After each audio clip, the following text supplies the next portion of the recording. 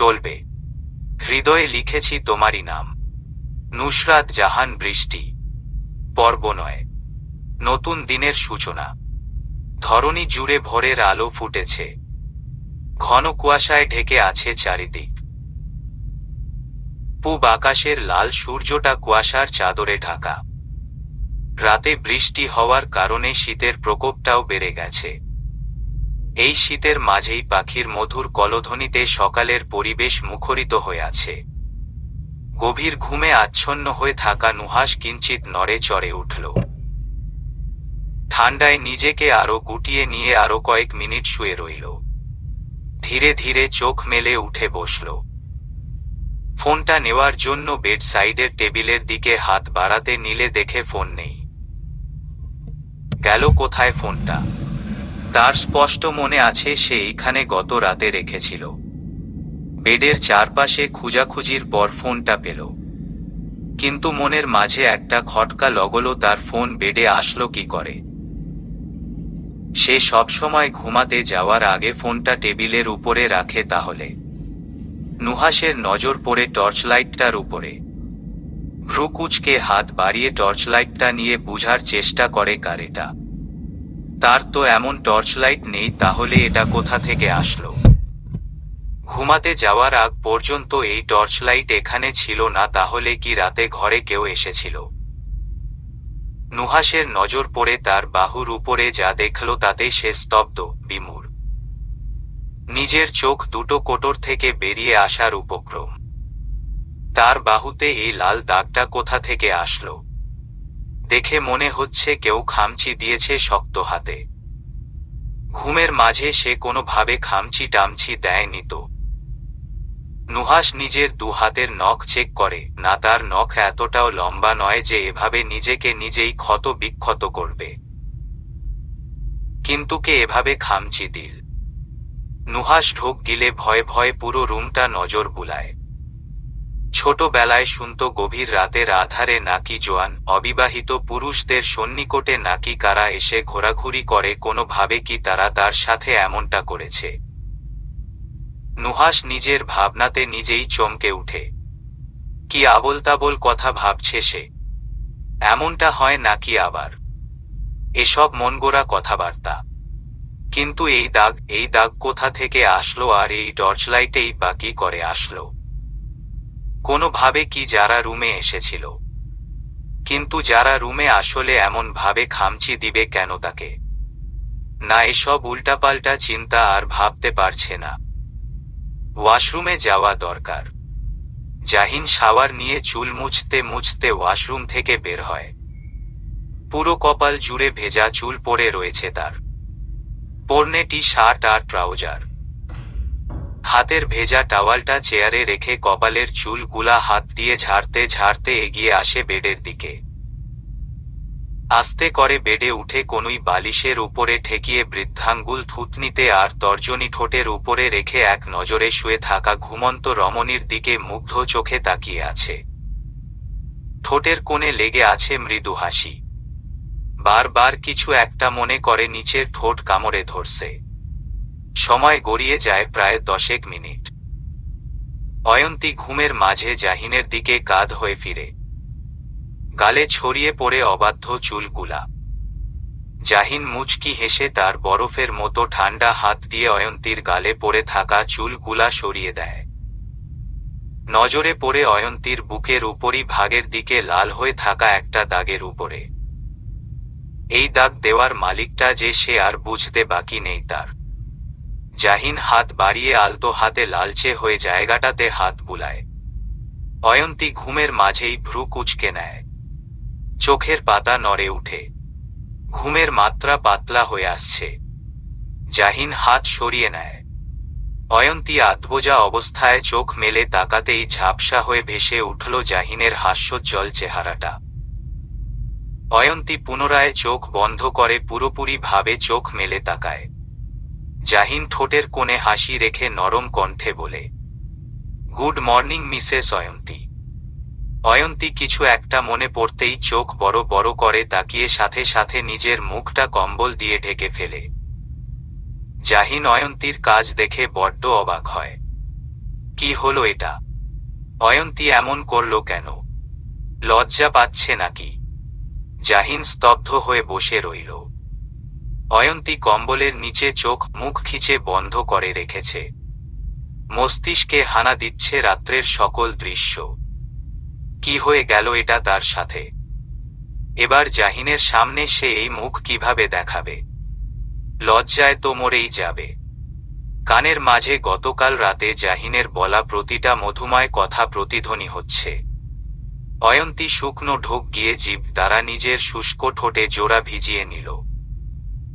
বক্ষস্থলে উঠানাম অস্বাভাবিকভাবে ক্রমশ বৃদ্ধি পাচ্ছে।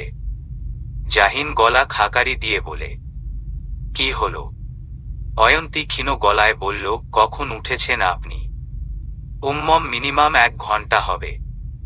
1 ঘন্টা? এই ঘন্টা একা একা কি করেছেন আপনি? দেখছিলাম। কি দেখছিলেন? আমার লজ্জাবতী বউকে। দেখি কম্বলটা সরাও মুখ থেকে। শ্বাস নিতে কষ্ট হবে তো। জাহিন কম্বলটা সরাতে নিলে অয়ন্তী শক্ত করে টেনে ধরে, যার অর্থ কম্বল সরাবে না সে। জাহিন এবার শক্তি প্রয়োগ করে কম্বলটা সরালো। অয়ন্তী সাথে সাথে নিজের মুখ ঢেকে নেয় 2 হাত দিয়ে। জাহিন নিঃশব্দে হেসে অয়ন্তীর 2 হাত তার মুখ থেকে সরিয়ে বিছানার সাথে চেপে ধরে। অয়ন্তী চোখ মুখ খিচে রেখেছে। জাহিন অল্প ঝুঁকে আছে অয়ন্তীর উপরে। নিজের ডান হাতটা অয়ন্তীর গালে রেখে ধীর গলায় বলে, চোখ খুলো। অয়ন্তী মাথা দুপাশে মাথা নাড়িয়ে না বোঝায়। জাহিন পুনরায় বলে, কেন? লজ্জা পাচ্ছ বুঝি আমায়? অয়ন্তী দাঁতে দাঁত চেপে ধরে। এই লোক তো মারাত্মক খারাপ। দেখছে লজ্জা পাচ্ছে সে, তারপরও বলছে লজ্জা পাচ্ছে কিনা। জাহিন বুঝল এই মেয়ে এই মুহূর্তে চোখ খুলবে না। চোখ খোলার জন্য অন্য কিছু করতে হবে। তা মিসেস অয়ন্তী, আপনার লজ্জা কমানোর জন্য কি কি করতে হবে যদি বলে দিতেন তাহলে আমি নিজেকে ধন্য মনে করতাম। অয়ন্তী শক্ত গলায় বলল, আপনাকে কিচ্ছু করতে হবে না। আপনি শুধু এই ঘর থেকে। অয়ন্তী আর কিছু বলতে পারল না, তার আগে তার অধরে শব্দ করে চুমু খেয়ে বসল জাহিন। বড় বড় চোখ করে অয়ন্তী জাহিনের পানে তাকালো। জাহিন হেসে হেসে বলে, এই তো এবার চোখ মেলে তাকিয়েছ। দুজনের দৃষ্টিতে দৃষ্টি মিলল। অয়ন্তীর চোখের সামনে বাস্তব রূপে ভেসে উঠে গতকাল রাত্রের নানান দৃশ্য। অয়ন্তী লজ্জায় লাল হয়ে নিচের ঠোঁট কামড়ে ধরে নজর সরিয়ে নেয়। জাহিন তর্জনী দ্বারা অয়ন্তীর চুল গুলা কানে গুজে দিয়ে নরম গলায় বলে, কোনো সমস্যা হচ্ছে মানে কোনো ব্যথা ফিল হচ্ছে? অয়ন্তী দুপাশে মাথা নাড়িয়ে না বোঝায়। জাহিন তা দেখে সন্দিহান গলায় বলে, সত্যি বলছো তো? অয়ন্তী ক্ষীণ গলায় বলল, হুমম। জাহিন অয়ন্তীর কপালে চুমু দিয়ে বলে, ঠিক আছে তাহলে উঠে ফ্রেশ হয়ে নাও, আমি নিচে যাচ্ছি। জাহিন রুম থেকে বের হয়ে যায়। অয়ন্তী তপ্ত নিঃশ্বাস ছেড়ে উঠে বসে, কিন্তু তল পেটে ব্যথা অনুভূত হয়। সর্বাঙ্গে ব্যথায় জর্জরিত হয়ে গুঙিয়ে উঠল। দাঁতে দাঁত চেপে ধরল। জাহিনকে সে মিথ্যা কথা বলেছে। যদি বলতো সমস্যা হচ্ছে তার, তাহলে লোকটা নিজেকে নিজেই দোষী সাব্যস্ত করত। আর এই ব্যথাটা সামান্য হওয়ারই কথা, তাই আর কিছু বলল না। সময়ের সাথে সাথে এটা সয়ে যাবে। অয়ন্তী নিজের গা থেকে কম্বলটা সরাতেই আঁতকে উঠে। গায়ে শুধু জাহিনের শার্ট। ইস কি লজ্জা! অয়ন্তী পুরো ঘর নজর বুলাল, তার গতকাল রাতের পরিহিত কাপড় কোথায় গেল। মনে হচ্ছে জাহিন গুছিয়ে রেখেছে। অয়ন্তী আস্তে আস্তে উঠে দাঁড়াতেই জাহিন রুমের ভেতরে প্রবেশ করে। জাহিনকে হুট করে আসতে দেখে অয়ন্তী হকচকিয়ে উঠে সাথে সাথে বেডে বসে কম্বল দিয়ে নিজেকে ঢেকে নেয়। কিন্তু ব্যথায় অর্তনাদ করে উঠে। জাহিন হতভম্ব হয়ে তাকায় অয়ন্তীর দিকে। এইট মাত্র কি হলো এটা? ব্যথায় অয়ন্তী চোখ মুখ খিচে রেখেছে। জাহিন দ্রুত পায়ে হেঁটে অয়ন্তীর 2 বাহু ধরে অধৈর্য গলায় বলল, কোথায় ব্যথা পেয়েছ? আমি ঠিক আছি নেতা মশাই। জাহিন বড়সড় ধমক দিয়ে বলে, কোথায় ঠিক আছো? আমি স্পষ্ট দেখতে পাচ্ছি ব্যথায় চোখ মুখ লাল হয়ে গেছে তোমার। আর আমাকে দেখে এত বিব্রত হওয়ার কি আছে বুঝলাম না। আমি তোমার স্বামী হই, অয়ন্তী কোন পরপুরুষ নই। অয়ন্তী চুপ করে রইল। জাহিন এবার রাগটা নিয়ন্ত্রণে এনে আবলীলায় বলে উঠল, আর নিজেকে এতটা আবৃত করার কিছু হয়নি। যা দেখার গতকাল রাতেই দেখে নিয়েছি, তাই এতটা কষ্ট করার মানে হয় না উল্টে নিজে ব্যথা পাবে।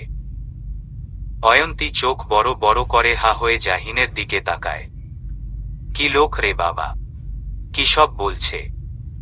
জাহিন অয়ন্তীর চাউনি উপেক্ষা করে অয়ন্তীকে বাজাকোলা তুলে নিয়ে ওয়াশরুমের সামনে নামিয়ে বলে, যাও ফ্রেশ হয়ে নাও। ফ্রেশ হয়ে নাস্তা করে ঔষধ খেতে হবে। কথাটা বলে থেমে গিয়ে পুনরায় বলে, রুমে এসেছিলাম ফোনটা নিতে, কিন্তু মনে হচ্ছে এসে বিরাট ভুল করে ফেলেছি। জাহিন আর কিছু না বলে চুপচাপ ফোনটা নিয়ে বের হয়ে যায়। অয়ন্তীও চুপচাপ ওয়াশরুমে ঢুকে পড়ে। মা, কাইফ ভাই আসবে না আজকে, তাহলে আমাকে কে নিয়ে যাবে কোচিংয়ে? জোহরা বেগম পরোটা উল্টে বলেন, রিহানকে গিয়ে বল তোকে কোচিংয়ে দিয়ে আসার জন্য। তোমার ওই বাউন্ডুলে ছেলে বাড়িতে থাকলে তো বলবো। কি ও বাড়িতে আসে কি গত রাতে? না বৃষ্টির জন্য নাকি আসতে পারিনি, তাই বন্ধুর বাড়িতে থেকে গেছেন উনি। আচ্ছা দাঁড়া, আমি দেখছি। যারার সামনে থাকা আহানের ফুটবলে লাথি মেরে বলে, স্কুটি নিয়ে বের হতে মানা করে দিল অনেক আগেই। এখন মনে হচ্ছে নিজেকেই 4 চাকার গাড়ি চালানো শিখতে হবে। জাহিন সিঁড়ি থেকে নামতে নামতে বলে, কি শিখতে হবে? যারা পেছনে ফিরে বলে, গাড়ি ড্রাইভ করা। জাহিন কিছু না বলে ডাইনিং টেবিলে গিয়ে বসে। যারাও ভাইয়ের পেছনে পেছনে গিয়ে ভাইয়ের পাশের চেয়ারে বসে আপ্লুত গলায় বলল, ভাইয়া আমাকে গাড়ি ড্রাইভ করা শিখাবে। জাহিন গম্ভীর গলায় বলে, না আগে 18 হোক তারপর। যারা কপট রেগে বলে, আমার 18 হয়ে গেছে, আরো বড় হো তারপর। যারা ঠোঁট ফুলিয়ে বসে রইল। কিছুক্ষণ পর নিজ থেকেই বলল, ভাবি আসবে না নিচে? আসছে। জাহিনের ইম্পর্টেন্ট একটা কল আসাতে বাড়ির বাইরে চলে যায়। যারা এবার মাকে তাড়া দিয়ে বলে, মা একটু জলদি জলদি নাস্তাটা দাও, দেরি হয়ে যাবে তো আমার। এমন সময় যারার নজরে আসে নুহাস নামছে এক্কেবারে ফিটফাট হয়ে। আহা কি মনোরম দৃশ্য! চোখ দুটো জুড়িয়ে এলো যারার। এই মনোরম দৃশ্যর মাঝে যারার মনে পড়ে যায় গত রাতের সেই অপ্রত্যাশিত ঘটনা। মনের মাঝে অস্থিরতা কাজ করা শুরু করে দিয়েছে। লজ্জায় আষ্ট হয়ে নিজেকে গুটিয়ে নেয়। এখনই নামতে হলো এই নুহাসকে। ভেবেছিল নুহাসের সামনে পড়বে না, কিন্তু তা আর হলো কই। বেডা উপস্থিত ম্যাডাম বলতে চলে এলো। কিন্তু যারার অস্থিরতা দ্বিগুণ বাড়িয়ে দেওয়ার জন্য আহান দৌড়ে এসে বলে, আপু আমার টর্চলাইটটা কই? তোমার রুমে খুঁজে এসেছি পাইনি। যারা হৃদয় কুঁচকে বলে, টর্চলাইট? কিসের টর্চলাইট? ওই যে সোনালী রঙের টর্চলাইটটা তুমি ওই দিন নীলা যে ওইটা। যারা চোখ বড় বড় করে আহানের দিকে তাকায়। সর্বনাশ করেছে আহানের টর্চলাইটটা তো নুহাসের ঘরে সে রেখে এসেছে। কোনোভাবে নুহাসের হাত পড়ে যায়নি তো টর্চলাইটটা।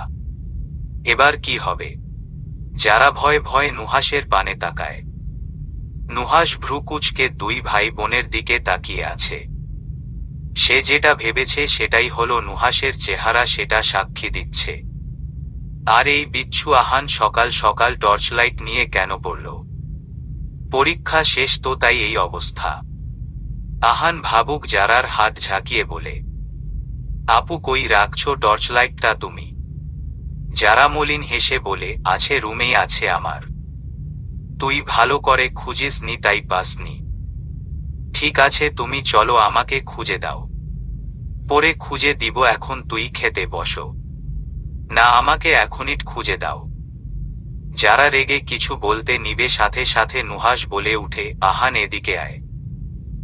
দেখ তো এই টর্চলাইটটা তোর কিনা। আহান দৌড়ে নুহাসের কাছে যায়। নুহাস হাতে করে নিয়ে এসেছে টর্চলাইটটা। নুহাসের কাছ থেকে টর্চলাইটটা নিয়ে খুশি হয়ে আহান বলে, এটাই তো। কিন্তু তুমি পেলে কই? নুহাস ঘাড় ঘুরিয়ে যারার দিকে তাকালো। যারা ঢোক গিলে সাথে সাথে নজর সরিয়ে নেয়। নুহাস মুচকি হেসে বলে, আমার রুমের সামনে পড়েছিল। হয়তো কোনোভাবে তোমার বোন ভুলে আমার রুমের সামনে রেখে দিয়ে গেছে। আহান আর কিছু না বলে নাচতে নাচতে চলে যায়। যারা কাচুমাচু হয়ে বসে রইল। নুহাস পকেটে হাত গুজে স্থির চোখে যারার দিকে তাকিয়ে আছে। তার মানে সত্যি যারা তার রুমে এসেছিল রাতে। কিন্তু রুমে এসেছে ভালো কথা খামচি দিল কোন দুঃখে তাকে? কিসের প্রতিশোধ নিল এই মেয়ে?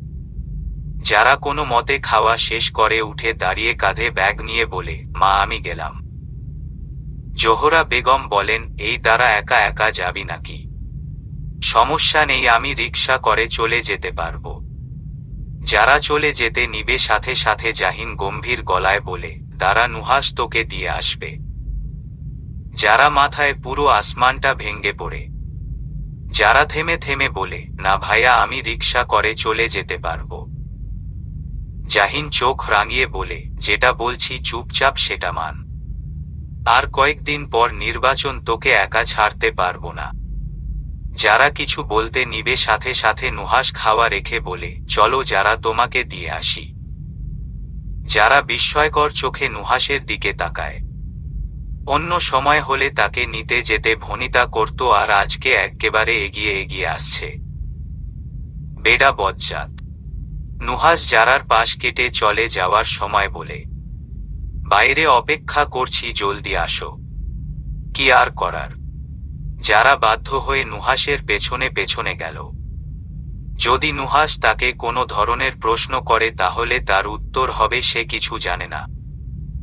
কিচ্ছু জানে না মানে কিচ্ছু জানে না। গাড়ি চলছে তার আপন গতিতে। যারা টেনশনে দু হাতের নখ খুঁটছে। আর চোখে একবার নুহাসের দিকে তাকালো। কি সুন্দর নম্র ভদ্র হয়ে গাড়ি চালাছে মানুষটা। কিন্তু তাকে কিছু বলছে না কে। হঠাৎ করেই নুহাস গাড়ি ঘুরিয়ে নেয়। যে রাস্তা দিয়ে তার কোচিংয়ে যাওয়ার কথা সেই রাস্তায় না গিয়ে অন্য রাস্তা দিয়ে চলছে গাড়ি।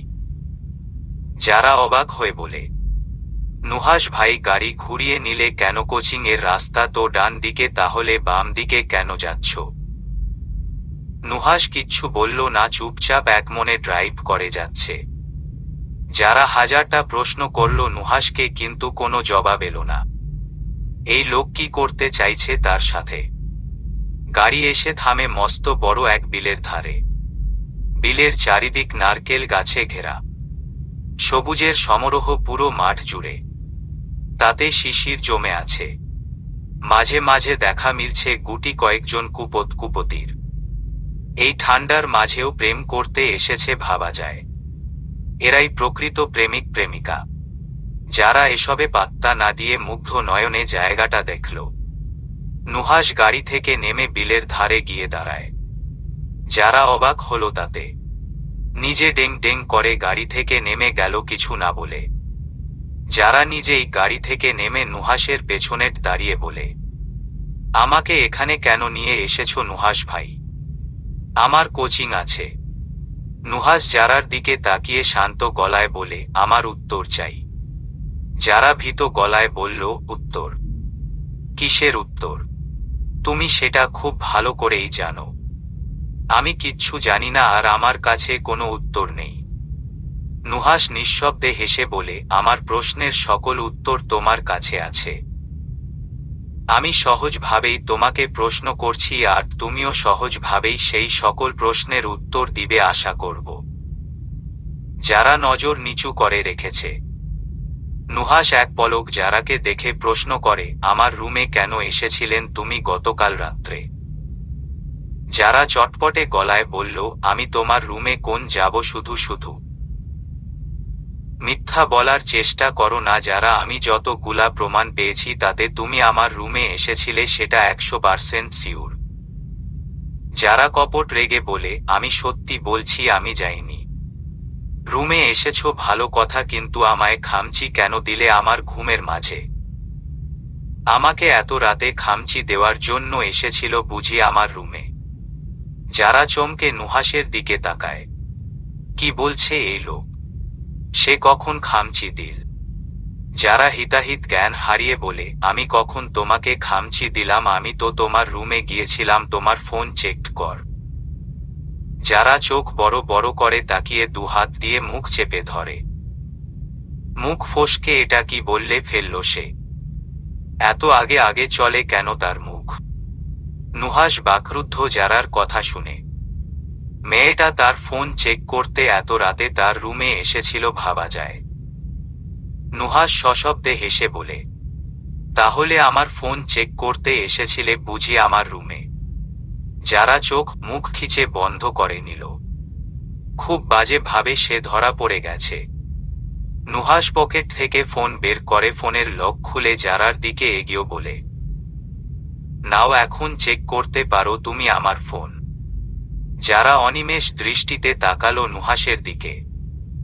নুহাস বলতে শুরু করলো, ওই ফেক অ্যাকাউন্টটা তোমার তাই না যে আমাকে জিজ্ঞাসা করেছিল আমার প্রেমিকা আছে কিনা? যারা কথা বলার ভাষা হারিয়ে ফেলেছে। কি বলা উচিত তার এখন? নুহাস এত কিছু জানল কিভাবে? নুহাস নিষ্প্রভ গলায় বলতে শুরু করল, আমার কোনো প্রেমিকা নেই, তবে একজন প্রেয়সী আছে যে এই মুহূর্তে আমার সামনে অবাক চোখে তাকিয়ে আছে আমার পানে। যারা হতবিহ্বল হয়ে বলে, মানে? নুহাস দু কদম এগিয়ে এসে কোমর বাঁকিয়ে যারার কানের কাছে মুখ নিয়ে মোলায়েম গলায় বলে, দিনকে দিন তোমার পাগলামি বেড়ে যাচ্ছে যারা, তাই তোমার পাগলামি বন্ধ করার জন্য স্বীকার করছি, ভালোবাসি আমি তোমায় আমার মনের গহীনে এত বছর লুকিয়ে রাখা পাগলি প্রেয়সীটাকে। যারা যেন নিজের কান দুটোকে বিশ্বাস করতে পারছে না, এটা কি সত্যি নুহাস বলেছে নাকি স্বপ্ন দেখছে? ঘুম ভেঙে গেলেই এই সুন্দরতম স্বপ্নটা মিলিয়ে যাবে, যেটা যারা চায় না। সে মনে প্রাণে দোয়া করছে আল্লাহর কাছে যেন এটা স্বপ্ন না হয়, এটা যেন বাস্তবে হয়। যারার কোনো সারা শব্দ না পেয়ে নুহাস সোজা হয়ে যারার দিকে তাকিয়ে যারার গালে হাত রেখে বলে, কি হলো? যারা অস্ফুটে গলায় বলে, তুমি মজা করছো আমার সাথে তাই না? নুহাস মৃদু হেসে হতাশ হয়ে বলে, আহ, জীবনের প্রথম কাউকে এত আবেগ মিশিয়ে ভালোবাসার কথা বললাম আর সেই মেয়েটি বলছে মজা করছো আমার সাথে। কপালটাই মন্দ আমার।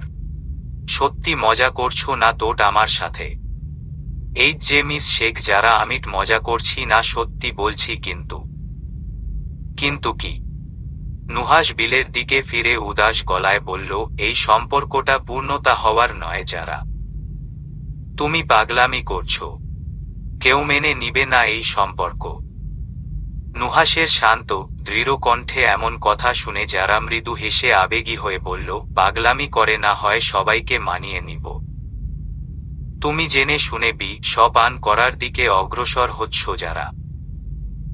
যারা আগের ন্যায় বলল, সবাই তো অমৃত পান করে, আমি না হয় জেনে শুনে পান করলাম। সবার যে অমৃত পান করতে হবে এমনটা তো নয়। কাউকে না কাউকে তো পান করতে হবে। আমি না হয় এই শকে অমৃত হিসেবে পান করব। কথাটা বলে নুহাসের দিকে ফিরে কাতর গলায় বলে, শুধু তুমি আমার পাশে থাকলেই হবে। কথাটা বলেই যারা নুহাসের কোমর দু হাত দিয়ে জড়িয়ে ধরে নিজের মাথাটা নুহাসের বক্ষস্থলে রেখে আবেশে চোখ বন্ধ করে বলে, খুব ভালোবাসি তোমায় নুহাস ভাই। প্লিজ ছেড়ে যেও না কোনোদিন। যদি ছেড়ে যাও তখন সত্যি সত্যি আমি পাগল হয়ে যাব। আর তখন কিন্তু আমাকে পাবনার পাগলা গারদে পাঠাতে হবে।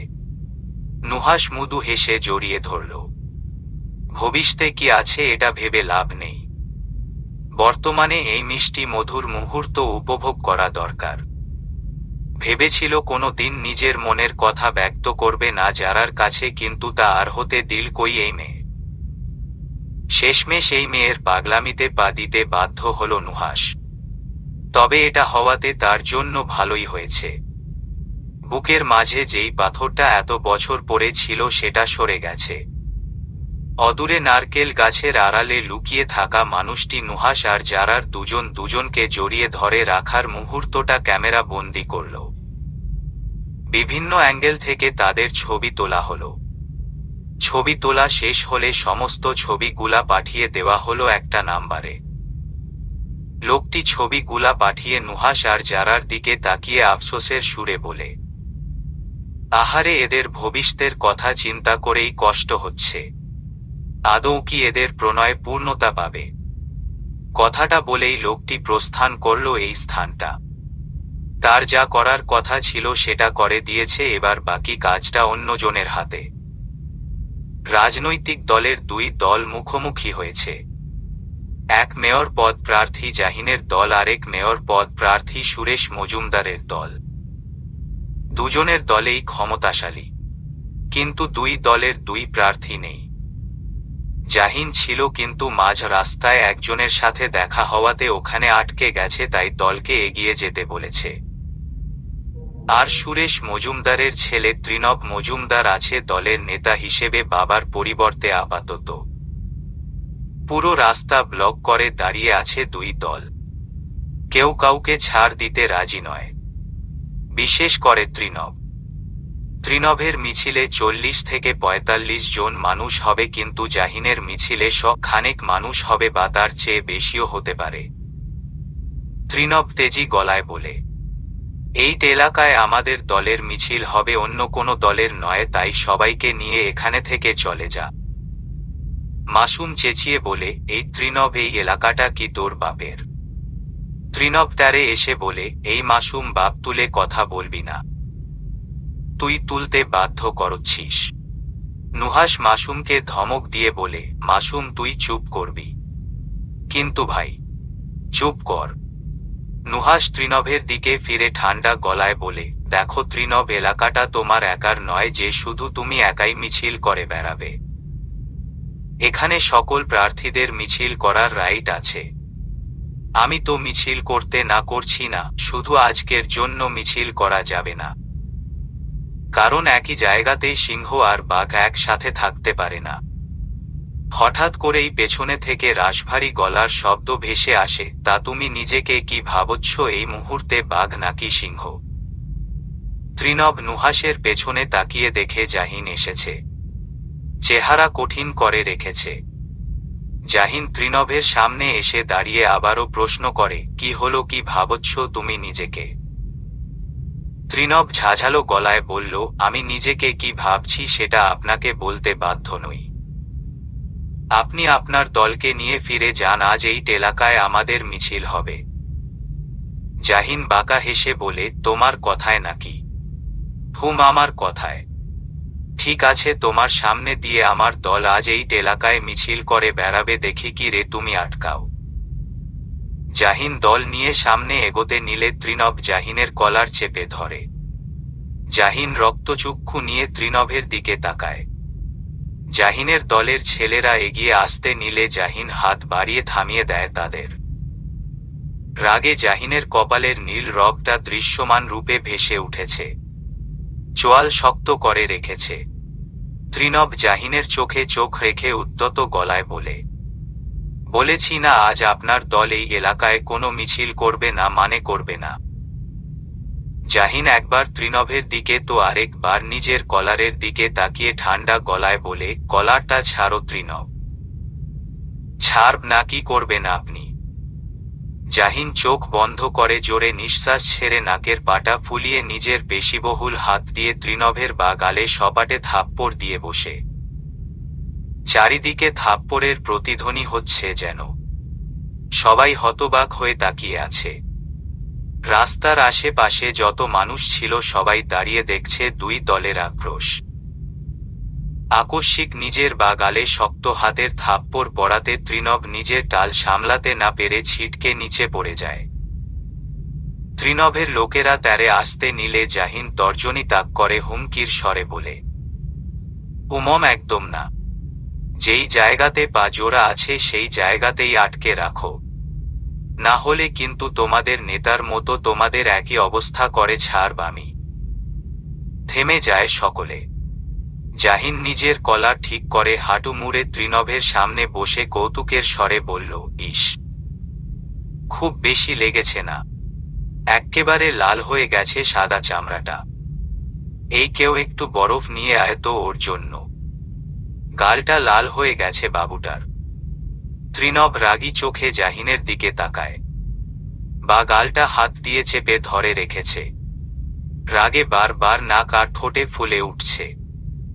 জাহিন ত্রিনভের কলারটা ঠিক করতে করতে গম্ভীর গলায় বলে, আমি সচরাচর কারো গায়ে হাত তুলি না, কিন্তু যখন যার গায়ে হাত তুলি তার শরীরের প্রত্যেকটা নিউরন নাড়িয়ে দেই। তুমি অভদ্রতা করেছ, তার জন্য এই থাপ্পড়টা তোমার প্রাপ্য ছিল। বলে উঠে যেতে নিলে জাহিন কিছু একটা মনে করে ত্রিনভের কানের কাছে নিজের মুখটা নিয়ে আস্তে করে বলে, আমরা দুজনে কিন্তু খুব তাড়াতাড়ি ভাইরাল হয়ে যাব নেট জগতে। অলরেডি হয়ে গেছি হয়তো। অবশ্য এমনিতে আমরা ভাইরাল হয়ে আছি, কিন্তু এবার একটু বেশি করেই ভাইরাল হয়ে যাব। ভাইরাল হওয়ার জন্য নিজের মন মানসিকতাকে প্রস্তুত রাখো ত্রিনভ, কারণ চোরটা তুমি খেয়েছ। কথাটা বলে জাহিন উঠে দাঁড়িয়ে দলের সকলকে নিয়ে চলে যায়। মাসুম চলে যাওয়ার আগে ত্রিনভকে ইশারা করে বলে, কেমন লাগলো থাপ্পড়টা? ত্রিনভ রাগে জর্জরিত হয়ে জোরে চিৎকার করে উঠে। চারিদিকে তাকিয়ে জনগণের দিকে তেড়ে এসে হুঙ্কার ছেড়ে বলে, কি হুমকি দেখাচ্ছিস তোরা? সার্কাস দেখাচ্ছিস তোরা? সাধারণ জনগণরা ভয় পেয়ে যে যার কাজ চলে যায় এখানে এক মুহূর্ত না দাঁড়িয়ে থেকে। ছাড়বে না সে, জাহিনকে কিছুতেই ছাড়বে না। জন সম্মুখে তার গায়ে হাত তুলেছে, এর প্রতিশোধ ও নিবেই নিবে। রেস্টুরেন্ট বসে রয়েছেন খলিল তালুকদার। তার সামনের চেয়ারে বসে রয়েছে কালো পোশাকধারী এক যুবক। মুখে কালো মাস্ক আর মাথায় কালো ক্যাপ পরা। মানুষটিকে সেটা চেনার কোনো উপায় নেই। যুবকটির হাতে থাকা ফোনের স্ক্রিনে ছলছল করছে নুহাশ আর জারার একে অন্যকে জড়িয়ে ধরে রাখার ছবি। একটা পর একটা ছবি দেখে যাচ্ছে যুবকটি। চাইলেই এই মুহূর্তে জাহিনের ফোনে সে সমস্ত ছবিগুলা পাঠিয়ে দিতে পারে, কিন্তু না, এই মুহূর্তে এই ছবিগুলা সেটা পাঠাবে না। আগে একটু প্রেমটা মাখো মাখো হোক, তারপর না হয় সে তার মোক্ষম চালটা চালবে। জাহিন যখন জানতে পারবে তার বোনের সাথে অতি প্রিয় নুহাশের সম্পর্কের কথা, তখন কি করবে জাহিন? ভেবেই যুবকটির ঠোঁটের কোণে পৈশাচিক এক হাসি ফুটে উঠে। খলিল তালুকদার যুবকটির দিকে সরু চোখে তাকিয়ে বলেন, এত মনোযোগ দিয়ে কি দেখছ ফোনে? যুবকটি জোরে নিঃশ্বাস ছেড়ে বলে, দেখছি এক বিশেষ রণ অস্ত্র, যেটা এক সুন্দর সম্পর্কের ভিত নড়িয়ে দিতে পারে। কি সেটা? বলতে আগ্রহী নই আপনাকে। আমি এখন আসি। বলেই যুবকটি চলে যায়। খলিল তালুকদার পড়েছে দুই গাছের চিপায়। যদি কোনো উল্টাপাল্টা কাজ করেন তাহলে জাহিন ওই অডিও রেকর্ড নিয়ে থানায় যাবে। কি যে করবেন কিচ্ছু বুঝতে পারছেন না। এখন মনে হচ্ছে এসব 2 নাম্বারই কাজ না করাটাই ভালো ছিল। নেহাল এসেছে জাহিনের পার্টি অফিসে। নেহালকে নিজের পার্টি অফিসে আসতে দেখে জাহিন কিছুটা অবাক হয়ে বলে, তুই হঠাৎ? নেহাল চেয়ারে হেলান দিয়ে বসে বলে, কেন আসতে পারি না বুঝি তোর পার্টি অফিসে? আসতে পারিস, কিন্তু হঠাৎ এমন সময়? আরে একটা কেস নিয়ে তোর কাছে আসে। জাহিন ভ্রু কুঁচকে বলে, কিসের কেস? একটা জমি সংক্রান্ত কেস। যার জমি তার চাচাতো ভাইয়েরা সেটা জোর করে দখল করে রেখেছে। মামলাটা আমি দেখছি, কিন্তু তুই যদি একটু সাহায্য করিস তাহলে তাড়াতাড়ি জমিটা উদ্ধার করতে পারবো, না হলে দিনকে দিন পেঁচিয়ে যাবে কেসটা। জমির মালিকের নাম কি? রতন মিয়া। জমির দলিল আছে তো রতন মিয়ার কাছে? সব আছে। ঠিক আছে, দেখব বিষয়টা। ধন্যবাদ রে। ধুর, ধন্যবাদ দেওয়ার কি হলো? এটাই আমার কাজ, তুই চিন্তা করিস না, একটু টাইট দিলেই সুরসুর করে সরে যাবে। আকস্মিক জাহিনের হাত লেগে টেবিল থেকে কলম পড়ে যায়। কলম তোলার জন্য ঘাড় বাঁকিয়ে নিচু হতেই ভেসে উঠে জাহিনের ঘাড়ে কান বরাবর কালচে হয়ে থাকা একটা দাগ। নেহাল তা দেখে ভ্রু কুঁচকে নেয়। পরক্ষণে কিছু একটা ভেবে ঠোঁটের কোণে ফুটে উঠে দুষ্টু হাসি। জাহিন তা দেখে দুহাত দিয়ে নিজেকে ঢেকে নিয়ে চোখ ছোট ছোট করে বলে, কি উল্টাপাল্টা চিন্তা করছিস তুই আমাকে নিয়ে, যে এমন বিশ্রী ভাবে হাসছিস আমার দিকে তাকিয়ে? নেহাল নাক মুখ ছিটকে বলে, তুই কি আমাকে গে ভাবিস নাকি যে তোকে নিয়ে আমি উল্টাপাল্টা চিন্তা করব? জাহিন দু হাত টেবিলের উপরে রেখে ফাজলামির স্বরে বলে, ভাবতেই পারিস, বলা যায় না। তোর চরিত্র তো আবার ফুলের মতো পবিত্র। ওই চরিত্র নিয়ে কথা বলবি না। তাহলে এমন বিশ্রী ভাবে হাসছিলি কেন? নেহাল ঠোঁটে হাসি রেখে বলে, তুই যে শেষমেশ মধু খেয়েছিস সেটা ভেবেই হাসছিলাম, এই আর কি। জাহিন নেহালের কথা বুঝতে না পেরে বোকার মতো বলে, ঠিক বুঝলাম না তোর কথা। কংগ্রাচুলেশন। জাহিন ভ্রু কুঁচকে বলে, কংগ্রাচুলেশন? কিসের জন্য? এই যে নিজের কুমারত্ব হারানোর জন্য। জাহিন বাকরুদ্ধ হয়ে পড়ে চোখ বড় বড় করে তাকায়। কথা বলার ভাষা হারিয়ে ফেলেছে যেন। কি বলছে এইসব নেহাল? জাহিন নিজেকে তটস্থ করে শব্দ করে হেসে বলে, কি যা তা বলছিস তুই এসব? ওই একদম লুকানোর চেষ্টা করবি না আমার কাছে থেকে। তোর ওই ঘাড়ের লাল দাগটা সব বলে দিচ্ছে।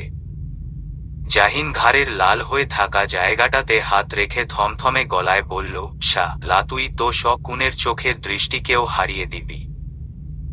শকুনের চোখের দৃষ্টি থেকেও তোর চোখের দৃষ্টি ভয়ঙ্কর।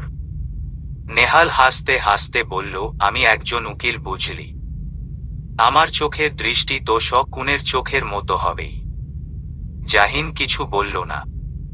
নেহাল হাসি থামিয়ে বলল, যাই হোক, তোদের দাম্পত্য জীবন সুখের হোক এটাই দোয়া করি প্রাণ ভরে। জাহিন প্রত্যুত্তরে মুচকি হাসল। সন্ধ্যা হয়ে গেছে। মুক্ত আকাশে উড়ে বেড়ানো সকল পাখিরা নিজের আপন নীড়ে ফিরে যাচ্ছে। কিন্তু রাতের আধার যত বাড়ছে তত নিশাচর প্রাণীদের আনাগোনা বাড়তে শুরু করেছে। দূর থেকে তাদের ডাক ভেসে আসছে।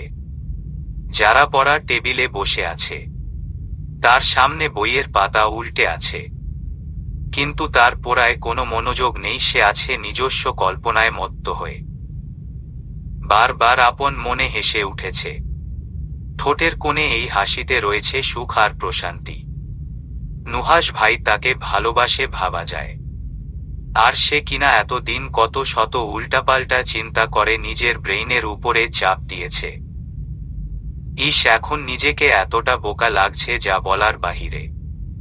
অয়ন্তী জারার রুমের পাশ দিয়েই যাচ্ছিল, হঠাৎ করেই জারার হাসির আওয়াজ পেয়ে থেমে যায়। অয়ন্তী রুমের পর্দা সরিয়ে দেখে একা একাই হাসছে যারা পাগলের মতো। অয়ন্তী অন্য সময় হলে জারার অনুমতি ছাড়া রুমে প্রবেশ করত না, কিন্তু এখন জারার অনুমতি না নিয়েই রুমে প্রবেশ করতে করতে বলে, কি ননদিনী রায় বাঘিনী, এত হাসছ কেন? যারা অয়ন্তীর গলার স্বর শুনে হাসি থামিয়ে বসা থেকে উঠে দাঁড়িয়ে বলে, ও ভাবি ভেতরে আসো। অয়ন্তী যারার সামনে দাঁড়িয়ে দু হাত বুকের মাঝে বেঁধে হৃদয় নাচিয়ে প্রশ্ন করে, হাসছিলে কেন? যারা লাজুক হেসে বলে, এমনিই ভাবি। আচ্ছা ঠিক আছে, বলতে না চাইলে বলতে হবে না। তুমি পড়ো, আমি যাই। ভাবি দাঁড়াও, কিছু বলবে? যারা নিজের ব্যাগ থেকে 10 থেকে 15টা চকলেট বের করল। এই চকলেটগুলা নুহাশ আজ তাকে কিনে দিয়েছে। যারা 4 থেকে 5 চকলেট এগিয়ে দিয়ে বলে, নাও। হঠাৎ চকলেট? এত প্রশ্ন করো না তো, চকলেট খাও। কথাটা বলে কিছু একটা ভেবে যারা বলে, এই দাঁড়াও, আজ চকলেট পার্টি দিব। তুমি এখানে বসো, আমি আসছি। কিছুক্ষণ পর আহান দৌড়ে এসে অধৈর্য গলায় বলতে থাকা, ভাবি আপু কোথায় রেখেছে চকলেটগুলা? কথাটা বলে নিজেই চকলেটগুলা হাতে নিয়ে বিছানায় বসে প্যাকেট খুলে চকলেট খেতে শুরু করল। যারাও এসে যোগ হলো। অয়ন্তী খেতে চায়নি যারা আর আহানের জোড়াজুড়িতে খেল। কিন্তু অয়ন্তী বেশিক্ষণ চকলেট পার্টি নামক পার্টিতে থাকতে পারল না। জাহিন এসেছে আর এসেই তার খোঁজ করছে, তাই নিজের ঘরে যাওয়ার উদ্দেশ্য চলে গেল। কিন্তু রুমের ভেতরে যেতে বড্ড লজ্জা লাগছে তার। কি করে জাহিনের সামনে যাবে? জাহিনের সামনে গেলেই তো রাতের ওই সমস্ত ঘটনাগুলা তাজা হয়ে উঠবে মনের গহীনে।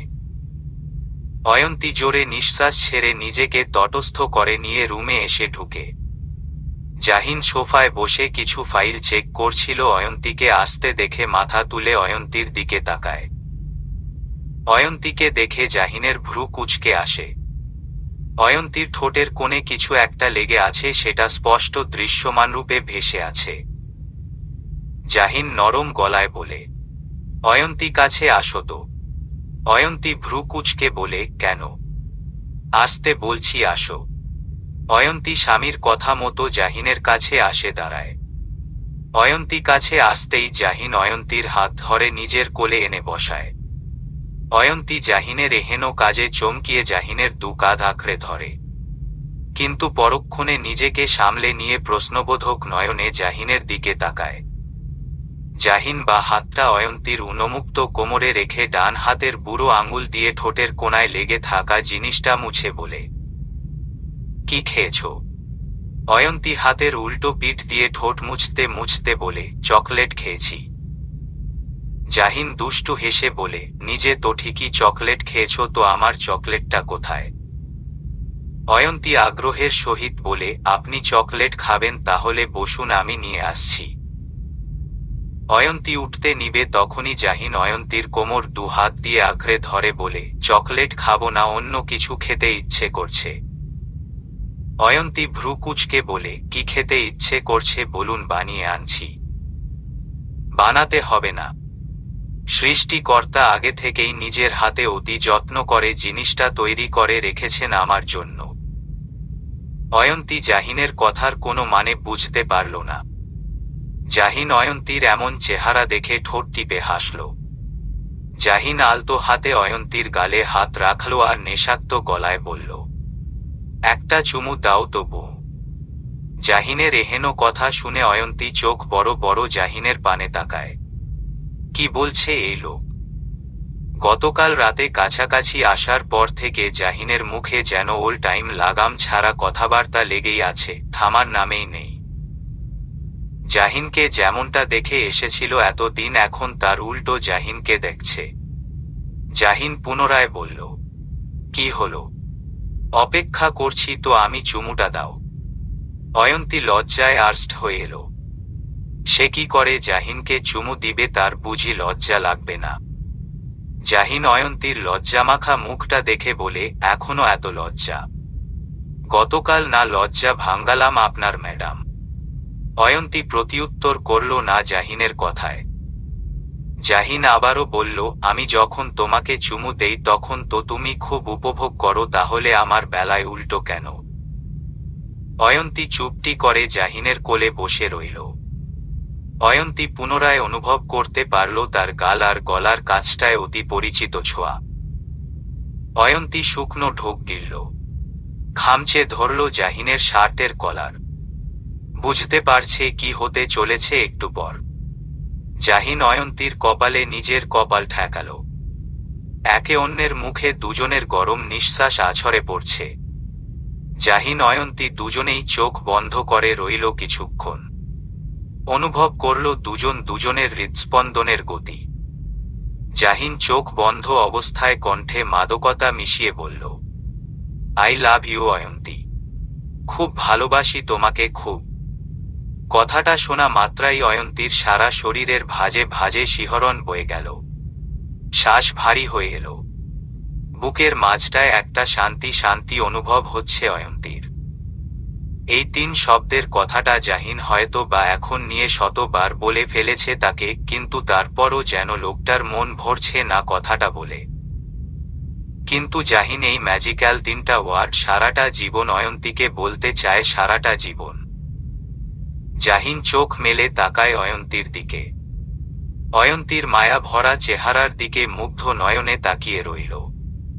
পুরুষালী সত্তা জেগে উঠছে ধীরে ধীরে তার। স্ত্রীকে নিজের সান্নিধ্যে চাইছে। জাহিন ঢোক গিলে বা হাতটা অয়ন্তীর পিঠের উপরে রেখে আকস্মিক অয়ন্তীকে সোফায় শুয়ে দেয়। অয়ন্তী চমকে জাহিনের দিকে তাকায়। ভয় দু হাত দিয়ে আঁকড়ে জাহিনের গলা জড়িয়ে ধরে। জোরে জোরে নিঃশ্বাস ছাড়ছে। জাহিন অয়ন্তীর দিকে ঝুঁকে নরম গলায় বলল, ভয় পেয়েছ? অয়ন্তী মাথা উপর নিচ করল। জাহিন প্রগাঢ় গলায় বলল, তা মিসেস অয়ন্তী, আপনার ভয়ে কাটাবো। অয়ন্তী ভ্রু কুঁচকে নেয়। জাহিন মুচকি হেসে নিজের খোঁচা খোঁচা দাড়ি যুক্ত গালটা এগিয়ে নিয়ে অয়ন্তীর মসৃণ গালের সাথে ঘষা দিল। অয়ন্তী অস্ফুটে গুমিয়ে উঠল। জাহিন মাথা তুলে কেমন ঘোর লাগা চোখে তাকায় অয়ন্তীর পানে। অয়ন্তী তৎক্ষণাৎ চোখ নামিয়ে নিল। জাহিনকে নিজের ওষ্ঠদ্বয়ের দিকে এগিয়ে আসতে দেখে আবেশে চোখ বন্ধ করে নেয়। জাহিন নিজের ওষ্ঠদ্বয় দ্বারা আঁকড়ে ধরল নিজের প্রিয়তমা স্ত্রীর ওষ্ঠদ্বয়। অয়ন্তীও সায় দিল স্বামীর ডাকে। জাহিনের বেসামাল হাতের ছোঁয়া বাড়তে শুরু করল অয়ন্তীর ছোট্ট দেহে। দুজনের নিঃশ্বাস ভারী হয়ে এলো। ওদিকে যে রুমের দরজা খোলা, সেই দিকে দুজনের মধ্যে কারোর কোনো খেয়াল নেই। হঠাৎ করে আহান রুমে ঢুকতে ঢুকতে বলে, ভাবি তুমি চকলেট পার্টি শেষ না করেই চলে আসলে যে। জাহিন আহানের গলার স্বর শুনে ছিটকে অয়ন্তীর কাছ থেকে দূরে সরে গিয়ে উঠে দাঁড়িয়ে কোমরে হাত রেখে জোরে জোরে নিঃশ্বাস নিচ্ছে। দুজনে অপ্রস্তুত হয়ে পড়ে আহানের ডাক শোনে। অয়ন্তী বসে চোখ বন্ধ করে ঠোঁটের উপরে ঠোঁট চেপে অন্য দিকে ফিরে রইল। আহান ভাই আর ভাবির দিকে চোখ ছোট ছোট করে তাকিয়ে প্রশ্ন করল, কি করছো তোমরা দুজনে? জাহিন গলা খাকারি দিয়ে বলে, কি করব, কিচ্ছু করছি না তো। আচ্ছা, কিছু না করলেই ভালো। আহান কথাটা বলে অয়ন্তীর কাছে এসে অয়ন্তীর হাত ধরে বলে, ভাবি তুমি চলো। অয়ন্তী জাহিনের দিকে কটমট চোখে তাকালো। জাহিন অসহায় চোখে বউয়ের দিকে তাকালো। তার কি দোষ, সে কি জানতো আহান এমন সময়ে চলে আসবে? আর অয়ন্তীও বা কেমন রুমের দরজা বন্ধ না করে চলে আসলো? যদি বন্ধ করে আসতো তাহলে তো এমন বিব্রতকর পরিস্থিতিতে পড়তে হতো না। এখানে দুজনেরই দোষ আছে। অয়ন্তী চলে গেল। জাহিন ধপ করে সোফায় বসে দু হাত দিয়ে খামচে ধরল মাথার চুল। নিজের চুল নিজেই এলোমেলো করে দিয়ে মৃদু চিৎকার করে আশাহত গলায় বলল, এমন একটা ভাইই যথেষ্ট বড় ভাইয়ের রোমান্সের 12টা বাজিয়ে দেওয়ার জন্য। কথাটা বলে সোফায় মাথাটা হেলিয়ে দিয়ে কাতর গলায় বলল, ওরে আহান রে, তুই কি আর আসার টাইম পেলি না? গুনে গুনে তোকে এই সময় এই ঘরে এসে তোর মহামূল্যবান পদধূলি দিতে হলো। একটু পরেও তো আসতি পারতি ভাই আমার। ত্রিনভের ফোনের স্ক্রিনে ছলছল করছে জাহিনের হাতে জ্বর খাওয়ার ভিডিও ফুটেজটা। ত্রিনভ শক্ত চোখে তার দিকে তাকিয়ে আছে। নেট দুনিয়াতে এখন এই ভিডিওটা হট টপিকে আছে। নেটিজেনরা বিভিন্ন ধরনের ক্যাপশন দিয়ে ভিডিওটা ছাড়ছে। এসব দেখে ত্রিনভের চোয়াল শক্ত হয়ে এলো রাগে। চোখ দুটো লাল বর্ণ ধারণ করেছে অতিরিক্ত রাগের কারণে।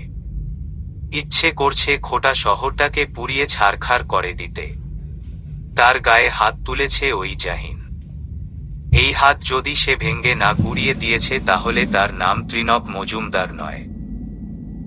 ত্রিনভ প্রচণ্ড রাগে আক্রোশ সামনে থাকা কাচের সেন্টার টেবিলে লাথি মারে, মুহূর্তের মাঝে সারা ঘরে ছড়িয়ে পড়ে কাচের ছোট ছোট টুকরা।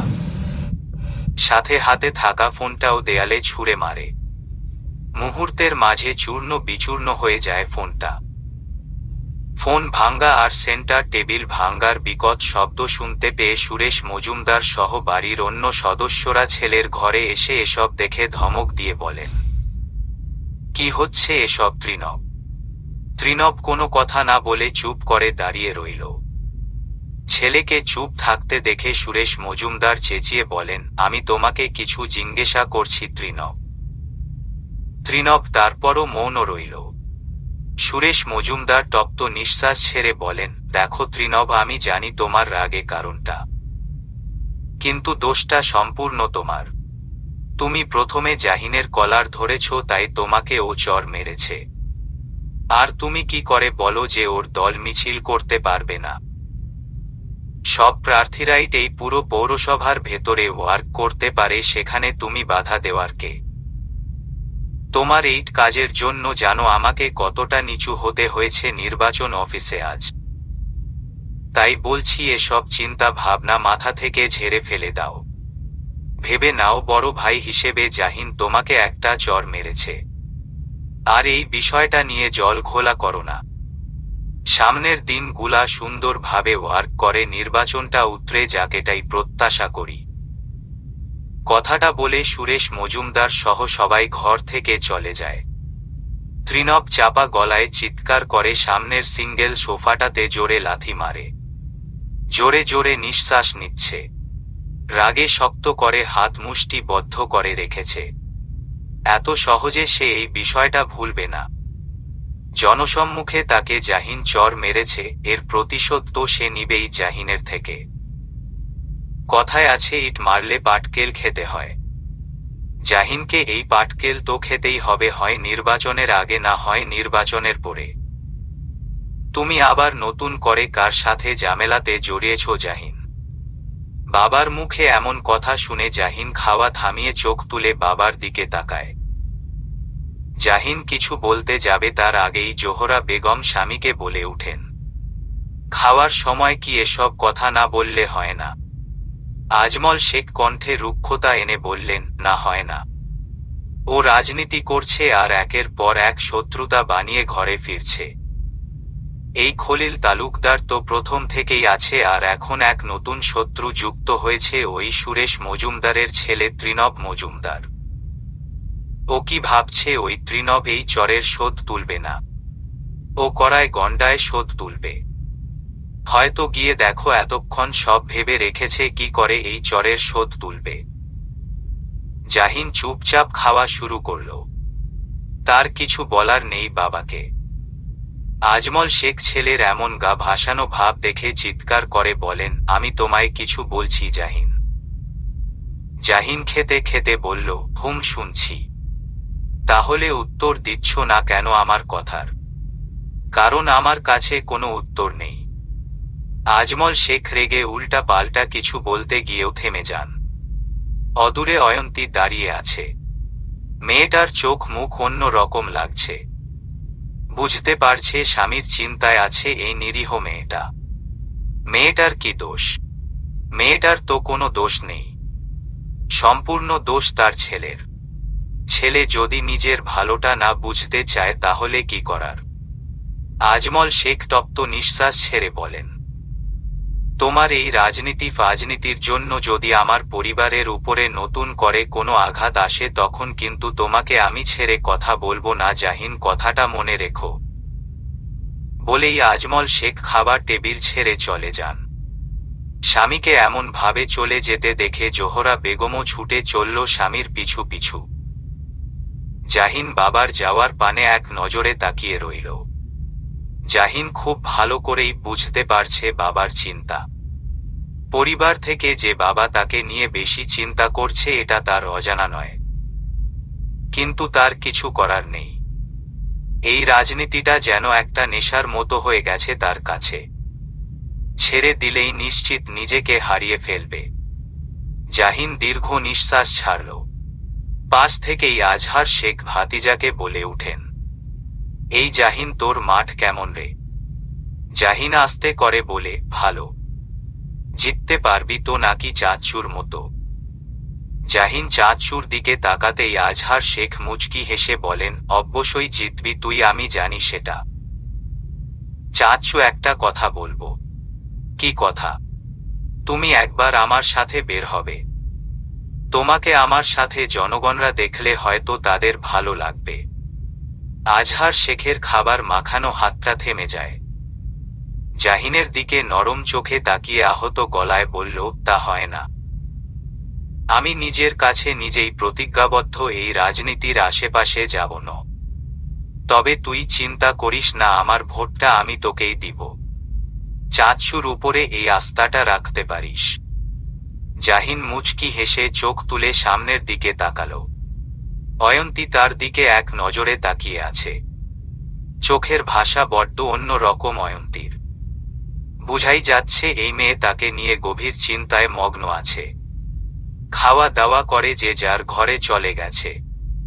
যারার হাত পা নিষ্পিস করছে। ঘরের মধ্যে তার মন ঠিকছে না। বারবার নুহাসের কাছে যেতে মন চাইছে, কিন্তু তা তো হওয়ার নয়। নুহাস তাকে কড়াভাবে বলে দিয়েছে তার ঘরে যেন সে না যায়। যারা পড়ার টেবিলে বসে বইয়ের পাতা উল্টাচ্ছে। পড়ায় মন বসছে না। বসবে কি করে, তার মন তো পড়ে আছে নুহাসের কাছে। যারা শব্দ করে বই বন্ধ করে বলে, ধুর, আগে পড়ায় মন বসত না, নুহাস ভাই কাকে পছন্দ করত সেই চিন্তায়, আর এখন পড়ায় মন বসছে না, নুহাস ভাই আমাকে ভালোবাসে বলে এই চিন্তায়। এই জীবনে মনে হয় আমার পড়ালেখায় মন বসবে না। যারা ঠোঁট ফুলিয়ে বসে রইল। এর মাঝে ফোনের রিংটোন বেজে উঠে। যারা ফোন হাতে নিয়ে দেখে নুহাস কল করেছে। যারা লাজুক হেসে কল পিক করতেই নুহাসের ভরাট গলার স্বর ভেসে আসলো। কি করছো? পড়ছি। পড়তে বসেছ? আমি তো ভেবেছি আমার চিন্তায় হয়তো আজ পড়তে বসবে না।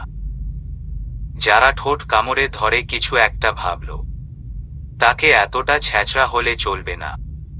প্রেমিকাদের সবসময় একটু টানে থাকতে হয়। ছ্যাঁচড়ামি করবে তো প্রেমিকরা।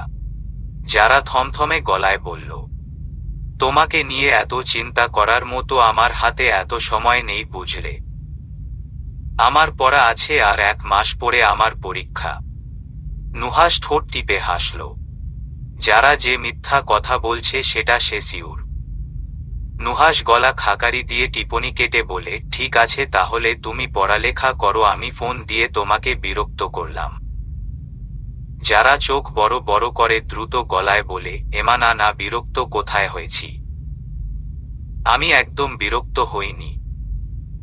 তুমি কল কেটো না। নুহাস নিঃশব্দে হাসল। দুজনেই চুপ। কেটে যায় কয়েক মুহূর্ত। নুহাস পুরু কণ্ঠে ডাক দেয়, যারা। যারা আসতে বলল, হু, ভালোবাসি। যারা মৃদু হাসল। বুকের ভেতরটা ধুক ধুক করছে। হৃদয়ের মাঝে প্রশান্তি হাওয়া বয়ে গেল এই এক বাক্যের কথাটা শোনা মাত্র। যারার সারা শব্দ না পেয়ে নুহাস কান থেকে ফোনটা সরিয়ে চেক করে দেখে কল কেটে গেছে কিনা। না, কল কেটে যায়নি, তাহলে মেয়েটা কথা বলছে না। নুহাস পুনরায় বলল, হ্যালো যারা, আমার কথা শুনতে পারছো? হু, তাহলে উত্তর দাওনি কেন? কিসের উত্তর? এই যে ভালোবাসি কথাটা বললাম আমি, তার পরিপ্রেক্ষিতে আমি তো কিছু শুনতে পারি নাকি? যারা দীর্ঘ নিঃশ্বাস ছেড়ে চোখ বন্ধ করে ভালোবাসি কথাটা বলতে যাবে, সাথে সাথে নুহাস বলে উঠে, আচ্ছা ব্যাপারটা কেমন জানি রোমাঞ্চকর লাগছে না? নুহাসের কথা শুনে যারা হৃদয় কুঁচকে বলে, কোন ব্যাপারটা? এই যে দুজনের রুম পাশাপাশি অথচ দেখো ফোনে কথা বলতে হচ্ছে আমাদের। সত্যি রোমাঞ্চকর ব্যাপারটা। নুহাস অবলীলায় বলে উঠে, ব্যাপারটা রোমাঞ্চকর থেকে কবে রোমান্টিক হবে বলে তো? যারার শরীর ঈষৎ কেঁপে উঠে। 2-3 বার চোখের পাতা ঝাপটাল। কিছু একটা ভেবে কাঁপা কাঁপা গলায় বলে, আমি রাখলাম, আমার পড়া আছে। বলেই কল কেটে দিয়ে বুকের বা পাশটা চেপে ধরে। বুকের উঠানাম বেড়ে গেছে। কেমন জানি অদ্ভুত লাগছে নিজের কাছে। শরীরের লোমকূপ দাঁড়িয়ে গেছে। লজ্জায় গাল দুটো লাল হয়ে গেছে। নুহাসের বলা কথাটা কানে এখনো বাজছে, কবে তাদের ব্যাপারটা রোমান্টিক হবে? রোমান্টিক মানে তো? যারা লজ্জায় 2 হাত দিয়ে মুখ ঢেকে নেয়। নুহাস পুনরায় যারাকে কল দেয়, কিন্তু যারা কল ধরল না। জাহিন আধশোয়া হয়ে আছে কোলে, তার ল্যাপটপ আর বারবার দেয়াল ঘড়ি দিকে তাকাচ্ছে। ঘড়ির কাঁটা 11:30টার ঘরে পৌঁছে গেছে, কিন্তু মিসেস অয়ন্তীর এখনো রুমে আসার নাম নেই। অয়ন্তীর অপেক্ষা করতে করতে জাহিনের ধৈর্যের বাঁধ যেন ভেঙে যাচ্ছে। কিন্তু জাহিনের ধৈর্যের বাঁধ পুরোটা ভাঙতে না দিয়ে অয়ন্তী রুমে এসে হাজির হয়। রুমে ঢুকে জাহিনের দিকে এক পল তাকিয়ে দরজার ছিটকিনি লাগিয়ে চুপচাপ ওয়াশরুমে চলে যায় ফ্রেশ হতে। জাহিন ভ্রু কুঁচকে বউয়ের কার্যক্রমগুলা দেখল। এই মেয়ের মনে চলছেটা কি? তাকে কি ইগনোর করছে নাকি কোনোভাবে? ইগনোর করে কোনো লাভ নেই, দিন শেষে তার বুকে এসেই মাথা রাখতে হবে।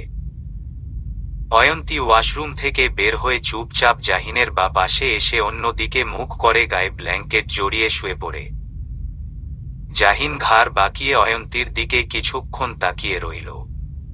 হঠাৎ হলোটা কি এই মেয়ের? এমন অদ্ভুত আচরণ করছে কেন? জাহিন তপ্ত নিঃশ্বাস ছেড়ে ল্যাপটপ বন্ধ করে টেবিলের উপরে রাখে। আগের বউয়ের কি হয়েছে তা দেখতে হবে, তারপর অন্য কিছু। জাহিন উঠে গিয়ে লাইট বন্ধ করে ড্রিম লাইট জ্বালিয়ে দিয়ে অয়ন্তীর পাশে শুয়ে অয়ন্তীর কাঁধে হাত রেখে ধীর গলায় বলল, অয়ন্তী কি হয়েছে তোমার? অয়ন্তী চোখ বন্ধ অবস্থায় বলল, কিছু হয়নি আমার। রাগ করেছে আমার উপরে? না। আচ্ছা, আমি যদি কোনো ভুল করে থাকি তাহলে সরি। আপনি সরি বলছেন কেন?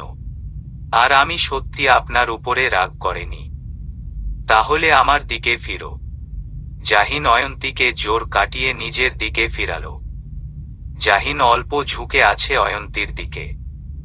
অয়ন্তীর চোখের পাতা বন্ধ দেখে জাহিন নরম স্বর বলল, চোখ খুলো। অয়ন্তী চোখ খুলল। জাহিন অয়ন্তীর গালে হাত রেখে বলল, কি হয়েছে আমার বউটার না বললে বুঝবো কি করে? অয়ন্তীও জাহিনের গালে হাত রেখে ধরা গলায় বলল, আপনি আমায় কোনো দিন ছেড়ে চলে যাবেন না তো? জাহিন থমকালো অয়ন্তীর কথা শুনে, কিন্তু পরক্ষণে নিজেকে সামলে মৃদু হেসে অয়ন্তীর নাক আলতো হাতে টেনে কৌতুকের স্বরে বলে, আমার এত সুন্দর একটা বউ থাকতে তাকে ছেড়ে কোন দুঃখে চলে যাব শুনি? অয়ন্তী সিরিয়াস হয়ে বলল, আমি একদম মজার মুডে নেই নেতা মশাই। জাহিন দুষ্টুমির স্বরে বলে, তাহলে ম্যাডাম রোমান্টিক মুডে আছেন বুঝি? অয়ন্তী জাহিনকে ধাক্কা দিয়ে রেগে বলে, খালি উল্টাপাল্টা কথা। জাহিন হাসতে হাসতে বলে, বউয়ের সাথেই তো পুরুষরা উল্টাপাল্টা কথা বলবে নাকি পাশের বাড়ির ভাবির সাথে বলবে? তখন তো বউ আবার রেগে আগুন হয়ে যাবে। অয়ন্তী চোখ মুখ কুঁচকে বলে, আপনার কি একটু চিন্তা হচ্ছে না? উমম, কোন বিষয় নিয়ে চিন্তা হবে আমার? ওই যে কাকে চরমে রেছে তাকে নিয়ে। জাহিন শব্দ করে শ্বাস নিয়ে বলে, ওসব নিয়ে পড়ে চিন্তা করব? আসো একটু প্রেম করি। খুব প্রেম প্রেম পাচ্ছে আমার। বলেই জাহিন অয়ন্তীর গলার ভাঁজে মুখ ডুবিয়ে দেয়। অয়ন্তী দু হাত দিয়ে জাহিনকে নিজের কাছ থেকে সরিয়ে কপট রাগ দেখিয়ে বলে, আমার প্রেম প্রেম পাচ্ছে না, আমার ঘুম পাচ্ছে। জাহিন মুখ দিয়ে চ বর্গীয় শব্দ উচ্চারণ করে বলে, বউয়ের যাতে প্রেম প্রেম পায় তার জন্য কি করতে হয় জানো? অয়ন্তী ভ্রুযুগল কুঁচকে বলে, কি করতে হয়? জাহিন মুচকি হেসে মুখ উঁচু করে অয়ন্তীর কপালের মধ্যস্থানে গভীর এক চুম্বন বসিয়ে সরে আসে। অয়ন্তী চোখ বন্ধ করে জাহিনের ছোঁয়া অনুভব করে চোখ মেলে তাকায়। জাহিন নেশাক্ত গলায় বলে, প্রথমে বউয়ের কপালে একটা গভীর চুমু খেতে হয়। তারপর কি করতে হয় জানো? অয়ন্তী চুপ করে রইল। জিজ্ঞাসু দৃষ্টিতে চেয়ে রইল স্বামীর পানে। জাহিন নিজ থেকেই বলতে শুরু করল, তারপর বউয়ের দু গালে আলতো করে চুমু খেতে হয়। জাহিন নিজের কথা মতো অয়ন্তীর দু গালে শব্দ করে চুমু খেয়ে মুখ তুলে অয়ন্তীর দিকে তাকায়। অয়ন্তী চোখ বন্ধ করে রয়েছে দেখে জাহিন মুচকি হেসে বলে, তারপর নাকের অগ্রভাগে চুমু খেতে হয়। জাহিন অয়ন্তী নাকের ডগায় চুমু খেয়ে থুতুনিতেও চুমু বসায়। অয়ন্তী চোখ মেলে তাকায়। জাহিন এবার অয়ন্তীর ঠোঁটের দিকে অগ্রসর হতে নিবে, সাথে সাথে অয়ন্তী জাহিনের মুখ চেপে ধরে। জাহিন অসহায় চোখে বউয়ের দিকে তাকায়। অয়ন্তী জাহিনের মুখের উপর থেকে হাত সরিয়ে বলল, আমার প্রেম প্রেম পাচ্ছে না, আমার খুব ঘুম ঘুম পাচ্ছে। আপনিও ঘুমান আর আমাকেও ঘুমাতে দিন, বলেই পাশ ফিরে শুয়ে পড়ল। জাহিন তোবদা মেরে রইল। কি হলো এটা? এভাবে তাকে ইনসাল্ট করলো। বউয়েরা আর যাই পারুক কিংবা না পারুক পুরুষদের কিভাবে টাইট দিতে হয় এটা খুব ভালো করে জানে, কিন্তু তা বলে এভাবে তাদের ইমোশন নিয়ে খেলা করবে?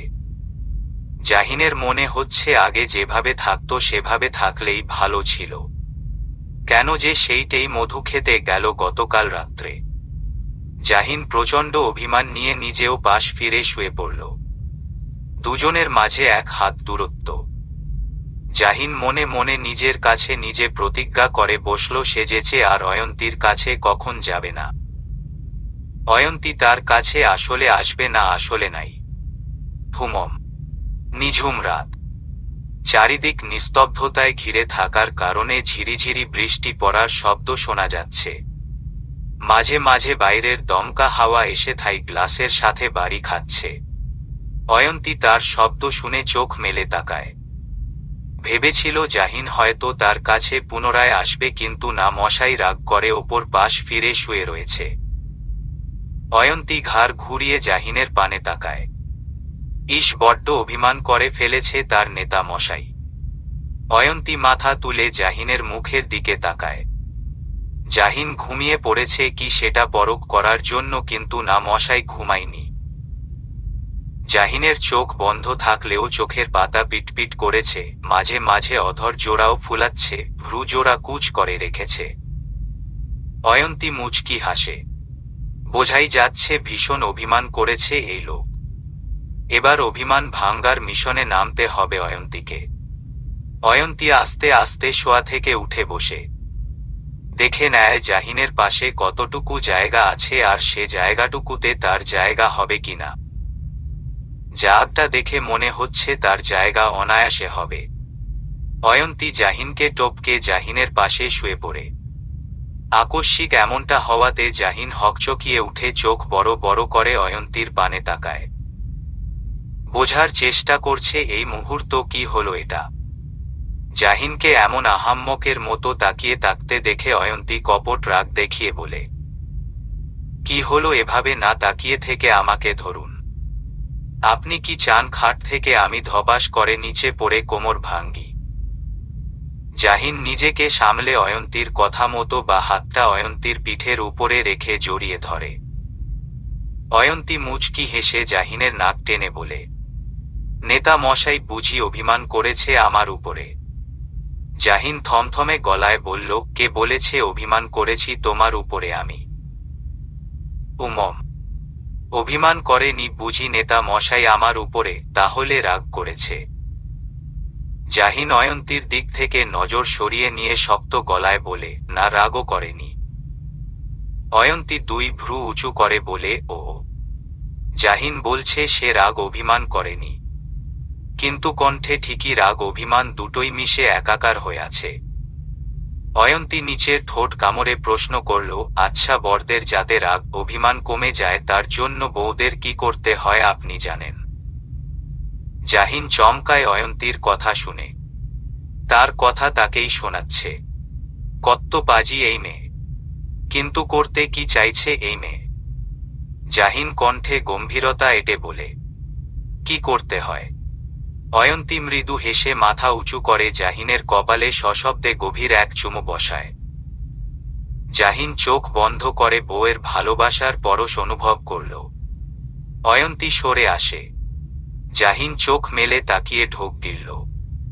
অয়ন্তী ফিচেল গলায় বলল, প্রথমে বরের কপালে গভীরভাবে চুমু খেতে হয়। জাহিন এক ভ্রু উঁচু করে মনে মনে হাসল।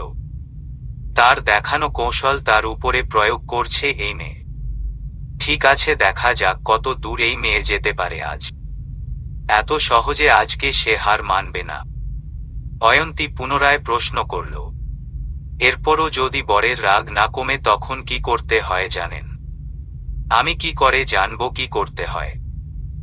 অয়ন্তী ভাবুক হয়ে বলে, ও, তাই তো আপনি কি করে জানবেন? আপনি তো আর আগে একটা বিয়ে করেননি যে আপনার আগের বউ এভাবে আপনার রাগ ভাঙাবে। জাহিন চোখ ছোট ছোট করে অয়ন্তীর দিকে তাকালো। এই মেয়ের নিশ্চিত মাথা খারাপ হয়ে গেছে। কি সব উল্টাপাল্টা কথা বলছে। জাহিন রেগে কিছু বলতে নিবে তৎক্ষণাৎ ঢোক গিলে নিজের মনের কথা মনের মাঝেই চেপে নেয়।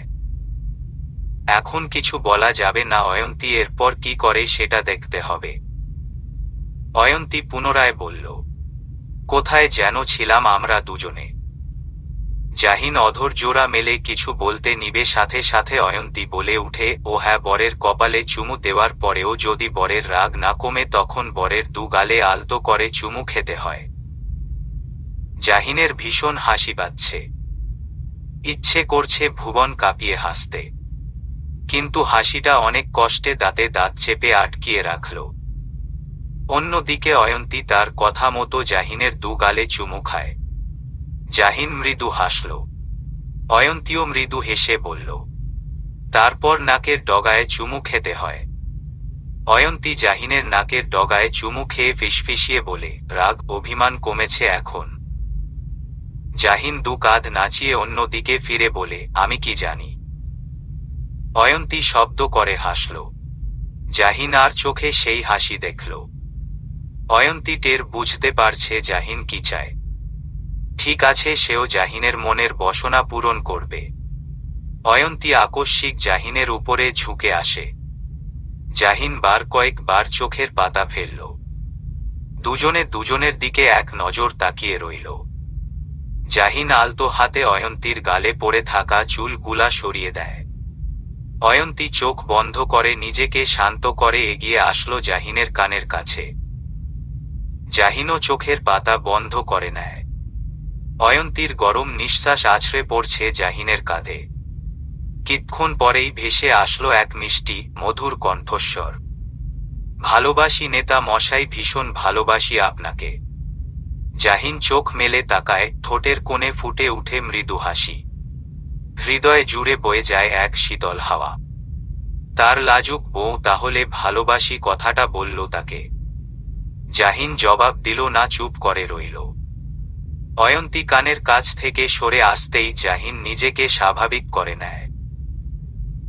অয়ন্তী পুনরায় জাহিনের কানের কাছে গিয়ে গালের সাথে গাল লাগিয়ে ফিসফিসিয়ে বলে, জবাব দিবেন না বুঝি আমার কথায়?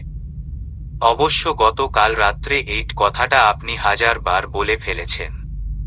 আর আমি জানি আপনি আমায় ভীষণ ভালোবাসেন। অয়ন্তী কথাটা বলে জাহিনের বুকে নিজের থুতনি ঠেকিয়ে এক দৃষ্টিতে তাকিয়ে রইল তার একান্ত পুরুষ মানুষটির দিকে। জাহিন ভ্রু উঁচু করে ইশারা করে, কি হয়েছে?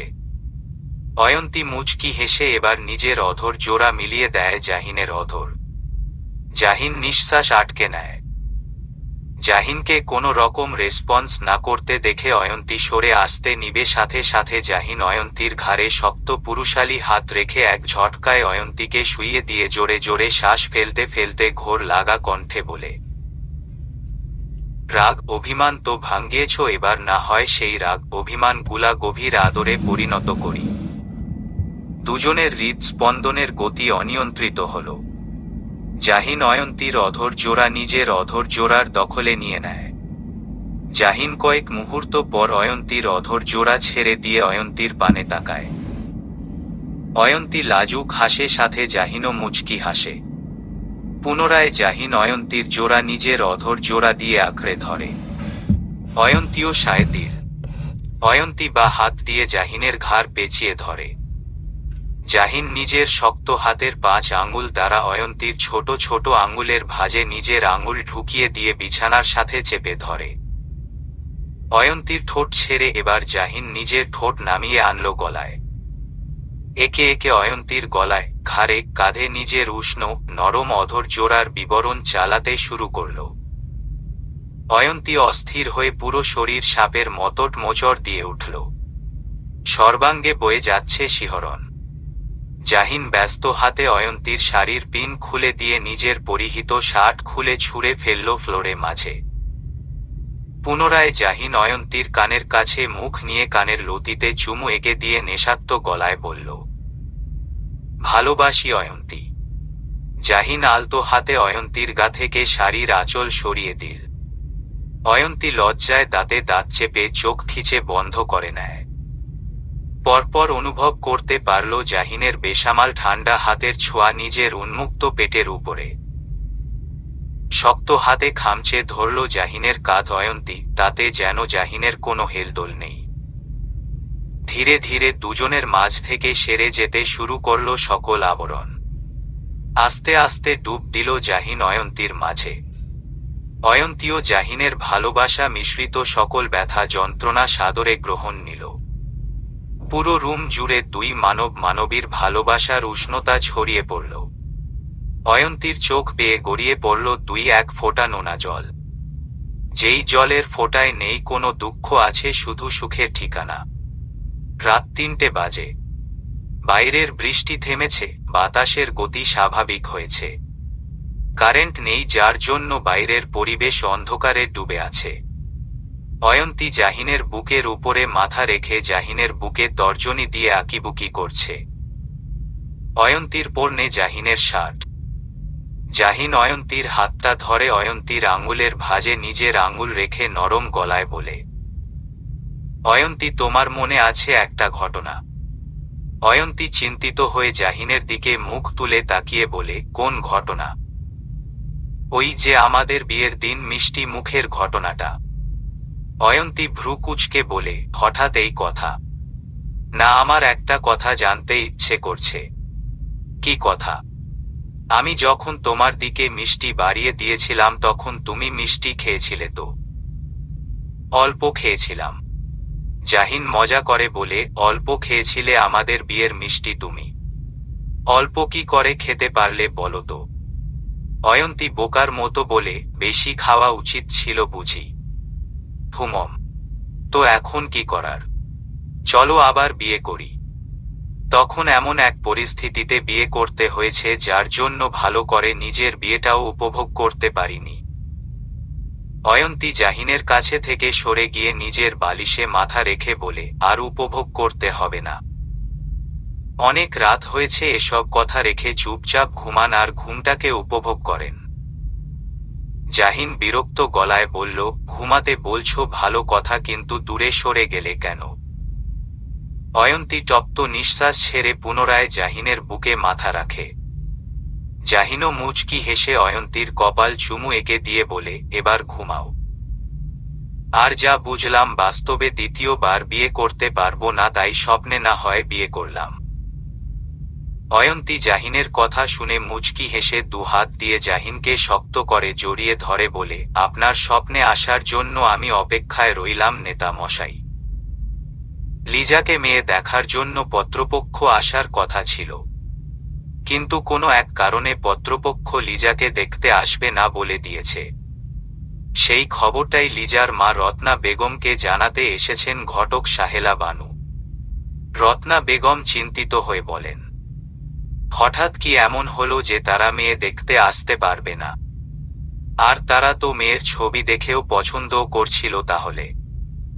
সাহেলা বানু চায়ের কাপে শব্দ করে চুমুক বসিয়ে বলেন, আরে একটা পাত্র চলে গেছে তো কি হইছে, ওই পাত্র থেকে 1000 গুণ ভালো পাত্র আমার ঝুলিতে আছে।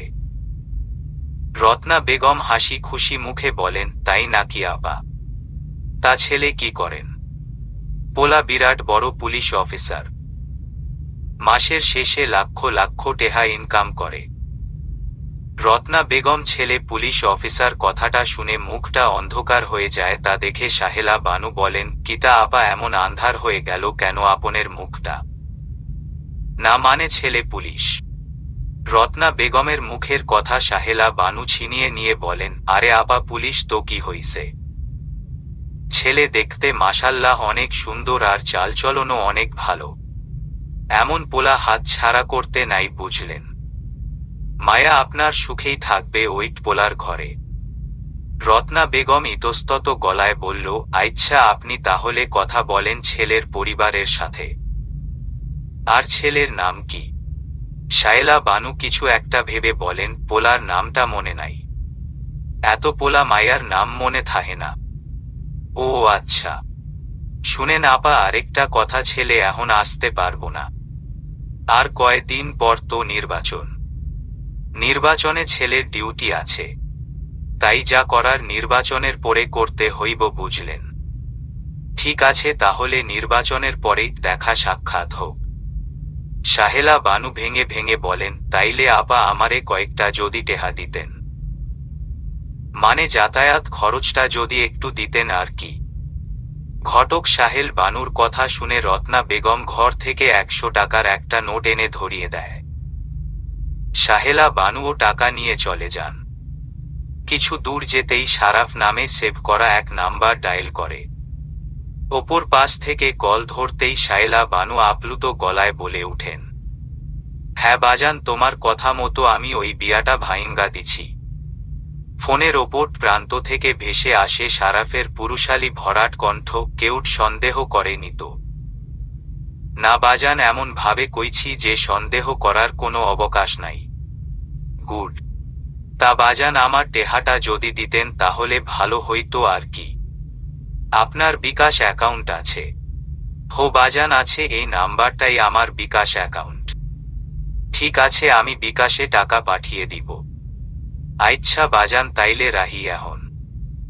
সারাফ নিজের বিকাশ অ্যাকাউন্ট থেকে সাহেলা বানুর নাম্বারে 3000 টাকা সেন্ড মানি করে ফোনটা টেবিলের উপরে রেখে চেয়ারের সাথে হেলান দিয়ে বসে বাঁকা হেসে বলে, মিস লিজা ভিজা, এত সহজে তো তোমাকে আমি অন্য কারোর হতে দিব না। খুব শখ না অন্য কারোর বউ হওয়ার? সেই শখ তোমার পূরণ হতে দিব না আমি থাকতে। তোমার সাথে আমার বিয়ে হবে অন্য কারোর না। 2 দিনে আগের ঘটনা। সারাফের সাথে লিজার কথা কাটাকাটির সময় রত্না বেগম লিজাকে ডেকে বলেন, এইট লিজা, ঘটক সাহেলা আবার নাম্বারটা দে তো দেখি, আমার ফোনে ডিলেট হয়ে গেছে নাম্বারটা। কবে পাত্রপক্ষ তোকে দেখতে আসবেন জানতে হবে। কথাটা শুনে যেন সারাফের তালু জ্বলে উঠে। লিজাকে বউ দেখতে আসছে মানে? সে এই দুনিয়াতে থাকতে কোন শালায় আসছে লিজাকে বউ দেখতে? সারাফ কথাটা শুনেই কল কেটে দেয়। কারণ লিজাকে কোনো প্রশ্ন করলেও জীবনে উত্তর দিবে না এটা সে জানে। তাই লিজা যাতে তার উপরে সন্দেহ না করে তার জন্য আর কল পর্যন্ত করেনি লিজাকে সে। সারাফ এরপর ঘটক সাহেলা বানুকে খোঁজার মিশনে নামে, আর তাতে সফলও হয়। পুলিশ হওয়াতে যেন কাজটা একটু তাড়াতাড়ি হয়ে যায়। আর এরপরেই সাহেলার বানুর ফোন নাম্বার কালেক্ট করে টাকার লোভ দেখিয়ে বিয়েটা ভেঙে দেয় আর নিজের বিয়ের প্রস্তাব নিয়ে যাওয়ার জন্য বলে। গোধূলি লগ্ন। পক্ষীরা আকাশে ঝাঁক বেঁধে হুটোপুটি খাচ্ছে। সূর্যি মামা পশ্চিম আকাশে হেলে পড়েছে, যার দরুন পশ্চিম আকাশ জুড়ে রক্তিম বর্ণ ধারণ করেছে। দূর থেকে দেখে মনে হচ্ছে অপর প্রান্তে থাকা মানুষজন সূর্যি মামাকে অনায়াসে হাত বাড়িয়ে ছুঁতে পারবে, কিন্তু চাইলে কি সব কিছু ছোঁয়া যায়? দূর থেকে ওই দিকের আকাশটা কাছে মনে হলেও আকাশ যে তার থেকে বহু দূর। ঠিক তেমনটা হয়েছে লাবিবের ক্ষেত্রে। লাবিব চাইলেও অয়ন্তীকে ছুঁতে পারছে না, অয়ন্তী যে তার থেকে বহু দূরে। লাবিব একটা কাজে এসেছিল রেস্টুরেন্টে। কাজ শেষ করে রেস্টুরেন্ট থেকে বেরিয়ে গাড়িতে উঠে গাড়ি স্টার্ট দিতে নিবে, তখনই নজর পড়ে অয়ন্তীর উপর। অধৈর্যরা তার আপনা আপনি আলগা হয়ে যায়। অয়ন্তী গাড়ি থেকে নামছে আর তার সাথে নুহাস, যারা আর আহান। অয়ন্তীর চোখ মুখ দেখে মনে হচ্ছে সে খুব সুখে আছে। লাবিব নির্নিমেষ ভঙ্গিতে চেয়ে আছে হাস্যোজ্জ্বল অয়ন্তীর দিকে, ঠোঁটের কোণে তার মৃদু হাসি, যেই হাসিতে রয়েছে শত শত দুঃখ বেদনা। লাবিব গাড়ির কাচের উপরে নিজের বা হাতটা রেখে অয়ন্তীকে ছোঁয়ার চেষ্টা করল, কিন্তু তা তো হওয়ার নয়। এই ছোঁয়াতে যে অয়ন্তীর পরশ পাওয়ার নয়। লাবিব গাড়ির জানলার কাঁচ নামিয়ে জাহিনকে খোঁজার চেষ্টা করে, কিন্তু না, জাহিন নেই। তার মানে জাহিন অয়ন্তীর সাথে আসেনি। অয়ন্তীরা মলে ঢুকে গেছে। তা দেখে লাবিব তাড়াহুড়ো করে গাড়ি থেকে নেমে নিজেও মলে ঢুকার প্রস্তুতি নেয়। অয়ন্তী আর যারা নিজেদের জন্য কিছু প্রয়োজনীয় জিনিসপত্র কেনার জন্যই মূলত শপিং মলে এসেছে, কিন্তু তাদের সাথে কে আসবে তা নিয়ে একটু ঝামেলা হয়েছিল। তারপর ঠিক হলো নুহাস আসবে তাদের সাথে। জাহিন আসতে পেরেনি, তার একটা ইম্পর্টেন্ট মিটিং থাকার জন্য, না হলে আসতো। নুহাশ আহানকে নিয়ে ঘুরছে আর অন্যদিকে অয়ন্তী আর যারা নিজেদের জন্য কেনাকাটা করছে। যারার আর কিছু দিন পরে বোর্ড পরীক্ষা, তার জন্য ঘড়ি কেনা দরকার, তাই দুজনে ঘড়ির দোকানে এসেছে। যারা ঘড়ি পছন্দ করতে ব্যস্ত, অন্যদিকে অয়ন্তীর নজর পড়ে একটা ঘড়ির উপর। ঘড়িটা তার খুব পছন্দ হয়েছে জাহিনের জন্য, কিন্তু কিনবে নাকি কিনবে না ভেবে দুটানায় পড়ে গেছে। আজ পর্যন্ত জাহিনকে খুব একটা সচরাচর ঘড়ি পরতে দেখিনি, তাই মন স্থির করতে পারছে না কি করবে এটা ভেবে। যারা একটা ঘড়ি পছন্দ করে অয়ন্তীর কাছে এসে বলে, ভাবি দেখো তো ঘড়িটা কেমন। অয়ন্তীকে কোনো রেসপন্স করতে না দেখে যারা অয়ন্তীর চাউনি অনুযায়ী সামনের দিকে তাকিয়ে বুঝতে পারে অয়ন্তীর মনোভাব। যারা মুচকি হেসে অয়ন্তীকে হালকা ধাক্কা দিয়ে বলে, কি ভাবি ঘড়িটা বুঝি পছন্দ হয়েছে, ভাইয়ার জন্য নিয়ে নাও ঘড়িটা। দেখতেও সুন্দর আছে ঘড়িটা, যদিও বা ভাইয়া খুব একটা ঘড়ি হাতে পরে না, কিন্তু তুমি গিফট করলে অবশ্যই পরবে। অয়ন্তী যারার কথা শুনে নিজের হুঁশে ফিরে এসে বলে, না না আমি এমনই দেখছিলাম। যারা মাথা নাড়াতে নাড়াতে মজা করে বলে, হুম হুম বুঝতে পেরেছি। যারা কথাটা বলে দোকানদারকে বলে, আঙ্কেল ওই যে কালো ঘড়িটা আর এই ঘড়ি দুটো প্যাক করে দিন। অয়ন্তী নাকচ করে যারাকে বলে, যারা ওই ঘড়িটা নেওয়া লাগবে না। বেশি কথা বলো না তো। অয়ন্তী আর কিছু বলল না। তাদের দুজনে কেনাকাটা প্রায় শেষের দিকে। অয়ন্তীর বেশি কিছু কেনার নেই, যা আছে যারার। এমন সময় নুহাশ যারাকে কল করে। যারা নুহাশের কল দেখে অয়ন্তীকে বলে, ভাবি তুমি ঘুরে দেখো চারপাশটা, আমি একটু আসছি। হুমম। যারা ওদিকটায় চলে যায়। অয়ন্তী ঘাড় ঘুরিয়ে আশেপাশের দোকানের সব কিছু দেখে দেখে যাচ্ছে। কিছুক্ষণ পরেই যারার কল আসে অয়ন্তীর ফোন। অয়ন্তী কল ধরতেই ওপাশ থেকে যারা বলে, ভাবি আমরা নিচে চলে এসেছি, তোমার জন্য অপেক্ষা করছি, নিচে আসো। আচ্ছা। অয়ন্তী আর দেরি না করে সিঁড়ির দিকে অগ্রসর হল। কয়েকটা সিঁড়ির ধাপ পেরোতেই অঘটন ঘটে গেল তার সাথে। আকস্মিক শাড়ির কুচির সাথে পা লেগে অয়ন্তীর দেহ খানা সামনের দিকে ঝুঁকে পড়ে। ভয় চোখ মুখ খিচে বন্ধ করে নেয়, সারা শরীর কাটা দিয়ে উঠল ভয়, আজ আর রক্ষে নেই তার। চাপা গলায় চিৎকার করে উঠে হাত থেকে পড়ে যায় ব্যাগ। পড়ে যেতে নিবে তৎক্ষণাৎ অনুভব করল কারো শীতল বলিষ্ঠ পেশিবহুল হাত তার হাত শক্ত করে চেপে ধরে পেছনের দিকে ঘুরিয়ে নিয়ে পেছিয়ে ধরেছে তার কোমর। অয়ন্তীর শরীরটা টেনে নিয়ে যায় কেউ নিজের বুকের অতি নিকটে, যার দরুন মানসুটির বুকের উঠানামা স্পষ্ট শুনতে পারছে সে। অয়ন্তীর ঘাড়ে আছড়ে পড়ছে মানুষটির গরম ভারী নিঃশ্বাস। অয়ন্তী চোখ বন্ধ করেই ভয়ে জোরে জোরে নিঃশ্বাস ছাড়ছে। কিছুক্ষণ পরেই ভেসে আসলো এক আবেগে ভরা শান্ত কণ্ঠস্বর, ভয় পাওয়ার কিছু হয়নি, পড়ার আগেই তো ধরে নিয়েছি আমি, শান্ত হও প্লিজ। অয়ন্তী চমকে তাকায়, এই কণ্ঠ, এই কণ্ঠস্বর তার অতি পরিচিত। এই কণ্ঠস্বরের মালিকের সাথে অনেকবার কথা বলেছে সে ফোনে। তবে কি সেই মানুষটি তার নিকটে? অয়ন্তী তৎক্ষণাৎ মাথা তুলে সামনের দিকে তাকায়। কেঁপে উঠে সমস্ত কায়া, বিস্ময় অবিশ্বাস তার মুখশ্রীতে ফুটে উঠেছে। তার সামনে লাবিব দাঁড়িয়ে আছে, তাও আবার তার এতটা নিকটে। অয়ন্তী তোরাক করে সরে গেল লাবিরের কাছ থেকে, অস্বস্তিতে তার মুখ পাংশুটে হয়ে গেছে। পা দুটো যেন আটকে গেছে ফ্লোরের সাথে, শত চেষ্টা করেও নিজের দেহটাকে নাড়াতে পারছে না অয়ন্তী। লাবিবের মাঝে দৃঢ় কণ্ঠে ডাক দিল, অয়ন্তী। অয়ন্তী হকচকিয়ে উঠল। হৃদস্পন্দনের গতি অস্বাভাবিকভাবে বেড়ে গেছে। শীতের মাঝেও কপালে বিন্দু বিন্দু ঘাম জমে গেছে। অয়ন্তীর এমন অবস্থা দেখে লাবিব কপালে দুশ্চিন্তার বলিরেখার ভাঁজ ফেলে নম্র কণ্ঠে প্রশ্ন করল, অয়ন্তী তুমি ঠিক আছো? অয়ন্তীর কণ্ঠ রোধ হয়ে এলো। চেঁচিয়ে বলতে ইচ্ছে করছে, না আমি ঠিক নেই, আপনাকে এত মাস পরে দেখে আমি নিজেকে ঠিক রাখতে পারছি না লাবিব। আপনি কেন আমার সামনে এসে এভাবে দাঁড়িয়েছেন? কিন্তু শত চেষ্টা করেও কথাটা বলতে পারছে না। সিঁড়ির মাঝে আপাতত তারা দুজন ছাড়া কেউ নেই। লাবিব অয়ন্তীর বাহু ধরে ঝাঁকি দিয়ে উঁচু গলায় বলে, অয়ন্তী। অয়ন্তী নিজের ঘোর থেকে বেরিয়ে এসে অশ্রুসিক্ত নয়নে লাবিরের দিকে তাকায়। লাবিব অয়ন্তীর চোখের জল দেখে হকচকিয়ে উঠে।